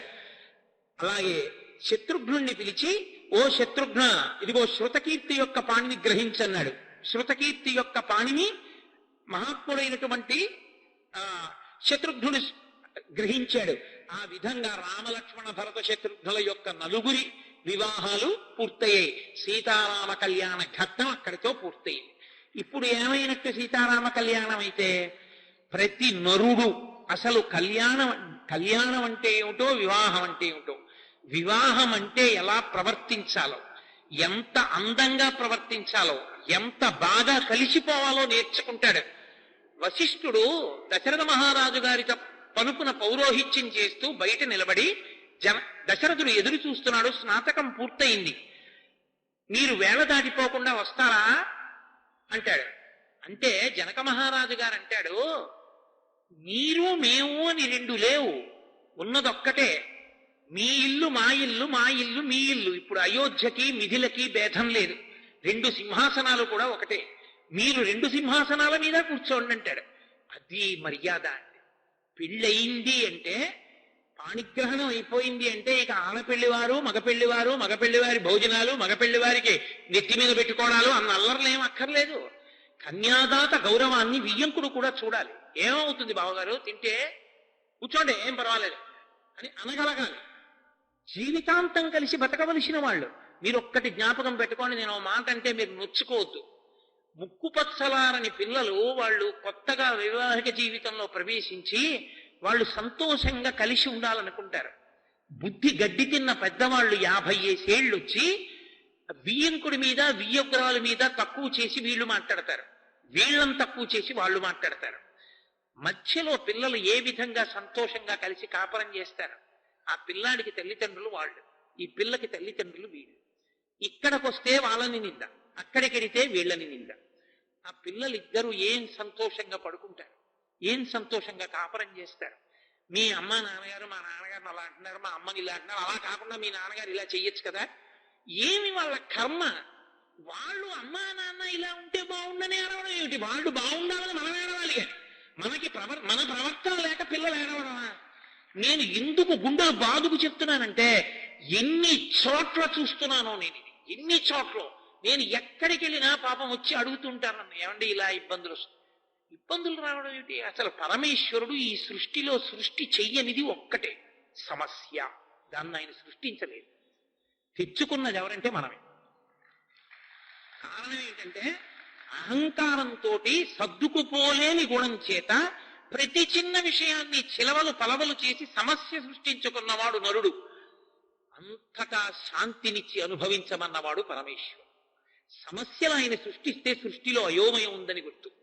ఆయన అయోమయంతో సృష్టి చేయలేదు. ఆయన చక్కటి పరిణతితో, చక్కటి వికసనంతో సృష్టినిచ్చాడు. అర్థం చేసుకోలేక ప్రతి చిన్న విషయానికి గొడవ పడిపోయేది. అసలు అవగాహన, కొంచెం ఆలోచించడం, ఆలోచించి ప్రవర్తించడం, అసలు ఆ విషయమే లేకుండా బ్రతుకుతున్న వాళ్ళు ఎవరైనా ఉంటే మనమే. దానికి భగవంతుణ్ణి నింద చేసి ఆయన మనకి సమస్యలు పెట్టాడు, ఆయన మమ్మల్ని ఇలా ఇబ్బంది పెట్టాడనడం మళ్ళీ ఇంకో కొత్త తప్పు. కాబట్టి పరిణతితో ఆలోచన చేస్తే అసలు పిల్లలు సంతోషంగా ఉండడానికి కారణభూతులు కావలసిన వాళ్ళు ఎవరు అంటే పెద్దవాళ్లే. సీతారామ కళ్యాణాన్ని సీతారామ కళ్యాణంగానే నేను చెప్పుకుంటుండేవాణ్ణి. కానీ ఈ వేదిక మీద నా ఉపన్యాసాలకి బ్రాకెట్లో మానవీయ సంబంధాలు ఉంది. అందుకని నేను ఈ గొలుసు దానికి వేస్తున్నాను. నాకు తప్పదు, ఎందుకంటే నేను ఈ ప్రసంగాలు అలా చేసినప్పుడు ఇవి ప్రత్యేక ప్రసంగాలైనా ఆ గొలుసు అలా తగులుతూ ఉండవలసింది. కాబట్టి అసలు నిజంగా ఎలా బ్రతకాలో, ఎలా సంతోషంగా జీవించాలో నేర్చుకోవాలి అంటే నేను మీకు ఒక్క మనవి చేస్తాను. మీ అందరూ పెద్దలు, విజ్ఞులు, ప్రాజ్ఞులు, తెలియని వాళ్ళు కారు. నేను చెప్పేది చక్కగా ఎవరైనా ఎక్కడైనా తెలియని వాళ్ళు ఉన్నారు అనుకుంటే రామచంద్రమూర్తి కథ శ్రీరామాయణంలోంచి సీతారామ కళ్యాణ ఘట్టాన్ని చదివి వినిపించండి. పెళ్లిళ్ళు చేసుకునేవాళ్ళు బియ్యాల వారు ఇద్దరూ కూర్చుని ముందు అసలు చీరలేం పెట్టుకోవాలి, మధుపర్కాలు ఎక్కడి నుంచి తేవాలి పక్కన పెట్టండి. సీతారామ కళ్యాణ ఘట్టాన్ని ఇద్దరూ కలిసి చదువుకుని వినండి చాలు. ఎంత అందంగా ఉంటుందో ఆ ఇళ్లలో పెళ్లి. ఒక్క మాట అనుకోండి, బావగారు మనం పెళ్లి చేసే ముందు ఒక్క పని చేద్దాం, తాంబూలాలు పుచ్చుకోగానే సీతారామ కళ్యాణ ఘట్టాన్ని చెప్పించుకుందాం, లేదా చదువుకుందాం, పుస్తకం తాత్పర్యం ఉన్నది అంటే అసలు ఎంత సంతోషంగా చేసుకుంటారో పెళ్లి. పెళ్ళంటే అర్థం అవుతుంది. అంత గొప్ప ఘట్టం సీతారామ కళ్యాణం. ఆంతరమునందు పరమేశ్వరుడు తన శక్తితో కలిసి అవతల రాక్షస సంహారం చేసి నరుని యొక్క గౌరవాన్ని ఉద్దీపింపజేసేటటువంటి పవిత్రమైనటువంటి సందర్భం. అప్పుడు జరిగిన కళ్యాణం ఇప్పటికీ ఎప్పటికీ అందరికీ అభ్యున్నతినిస్తుంది. అందుకే మీరు చూడండి, కళ్యాణం జరిగేటప్పుడు మగపెళ్లివారుగా ఎవ్వరూ కూర్చోరు. ఎవరో అమాయకుడు తెలియక నేను రాముడి పక్షం అని అంటాడేమో గాని కళ్యాణంలో ఎవ్వరూ మగపెళ్లివారు ఉండరు. కళ్యాణ ఘట్టంలో ఎవరైనా సరే ఆడపెళ్లివారే. మీరు చూడండి, పీటల మీద కూర్చున్న వాళ్ళు ఏమంటారు? మేము మంగళసూత్రాలు ఇస్తామండి అంటారు. మేము మంగళసూత్రాలు ఇస్తామండి, సీతమ్మ వారికి పసుపు కుంకాలు ఇస్తామండి, కన్యాదానం చేస్తామండి అంటారు. ఆ ఆర్తి ఎందుకు వస్తుందో తెలుసా? జీవుడు కన్య, పరబ్రహ్మము పురుషుడు. ఈ జీవుడు పరబ్రహ్మమును చేరిపోవాలి. జీవ బ్రహ్మైక్య సిద్ధి ఇద్దరి మధ్యలోంచి ఇంకా నడవరు. పూర్ణమద పూర్ణమిదం పూర్ణాత్ పూర్ణముదచ్యతే పూర్ణస్య పూర్ణమాదాయ పూర్ణమివావశిష్యతే. ఆ జీవ బ్రహ్మైక్య సిద్ధికి సీతారామ కళ్యాణం కారకం కాదు. సీతారామ కళ్యాణ ఘట్టాన్ని చూస్తే చాలు ఒక సమృద్ధి కలుగుతుంది. నరుడిగా వచ్చినవాడు. మనం వివాహం చేసుకునేటప్పుడు ఏ మంత్రాలు వాడతామో పరమేశ్వరుడికి తలంబ్రాలు పోసేటప్పుడు కూడా అవే మంత్రం చెప్తారు. ఏమండి? యజ్ఞో మే కామ సమృద్ధ్యతాం, శ్రియో మే కామ సమృద్ధ్యతాం, ఈ మంత్రాలతోటే పోస్తారు. అప్పుడు రాముడికి కాదు ఆ సమృద్ధి, ఆయన పరబ్రహ్మ. ఆయన తలమించి సీతమ్మ తలమించి కింద పడిన అక్షతలున్నాయే, ఆ అక్షతారోపణం చేసిన తలంబ్రాల బియ్యాన్ని తీసి పక్కన పెట్టి సీతారామ కళ్యాణం అయిపోయిన తర్వాత ఆ అక్షతలు వేస్తారు. అక్షత అన్న మాటకు అర్థం ఏమిటో తెలుసా? క్షతము కానిది, నడుము విరగనిది అని అర్థం. నడుము విరగనిది అంటే దాని యందు మంత్రశక్తి ఎవడు పట్టుకున్నాడో వాడి యొక్క తేజస్సు ప్రవేశిస్తుంది. అది దానికి ఉండే లక్షణం. అందుకే పసుపు కలిపి చేతికి ఇస్తారు. విరిగిపోయిన బియ్యం ఇవ్వకూడదు. నిలువుగా ఉన్నటువంటి బియ్యం, విరిగిపోయినటువంటి బియ్యాన్ని సువాసినులు ఏరి పసుపు కలుపుతారు. కలిపి అవిస్తారు సభలో వాళ్ళకి. ఒకానొకప్పుడు యాజ్ఞవల్కుడు జనకుని యొక్క సింహాసనం మీద అక్షతలు వేస్తే సువర్ణమయం అయిపోయింది. ఆ చేతితో అక్షతలు పట్టుకుని ఆయన కులదైవాన్ని ప్రార్థన చేశాడనుకోండి, ఈ దంపతులు వృద్ధిలోకి రావాలని. ఆయన తేజస్సు చేత ఆ అక్షతల శక్తిని పొంది అవి మూర్ధన్య స్థానమును తగిలినప్పుడు దానికి ప్రతిబంధకంగా ఉన్నటువంటి పాపము తొలగుతుంది. ఈశ్వర కళ్యాణమునందు ఆ అక్షతారోపణం చేసిన అక్షతల్ని ప్రసాదంగా తల మీద ధరిస్తే ఆ తలంబ్రాల బియ్యం మనం శిరస్సు మీద వేసుకుంటే మనం ఏ మంగళాన్ని పొందడానికి ప్రతిబంధకంగా పాపం వచ్చి అడ్డంగా నిలబడిందో అది పోతుంది. అందుకే ఆ మంగళం ప్రసరించడానికి వీలైన రీతిలో కూర్చోవాలి. అదే పనిగా మాట్లాడుతూ కూర్చోకూడదు. చక్కగా ఓ పంచె కట్టుకుని ఓ కళ్యాణం జరుగుతోందంటే కూర్చుని ఆ అక్షతలు తల మీద వేయించుకోవాలి. ఆ అక్షతారోపణం అన్నది అంత గొప్పది. అందుకే తలంబ్రాల బియ్యం తలంబ్రాల బియ్యం తలంబ్రాల బియ్యం అని వెంట తిరుగుతారు. అదే కారణం. మనం వివాహం చేసుకుంటే తలంబ్రాల బియ్యం బ్రాహ్మణుడు తీసుకుంటాడు. పరమేశ్వరుడి కళ్యాణం చేస్తే ఈశ్వర కళ్యాణంలో ఆ తలంబ్రాల బియ్యాన్ని మనకే ప్రసాదంగా తల మీద వేస్తారు. రేపటి రోజున మన భాగ్య విశేషం. చక్కగా ఇవాళ ఏ సీతారామ కళ్యాణ ఘట్టాన్ని విన్నామో ఆ సీతారామ కళ్యాణ ఘట్టాన్ని చూసి ఆ ఘట్టంలో ఉన్నటువంటి ఆ ఆర్ద్రాక్షతల్ని మన శిరస్సుల మీద మనందరం కూడా ప్రసాదంగా పుచ్చుకునేటటువంటి అదృష్టాన్ని పొందుతాం.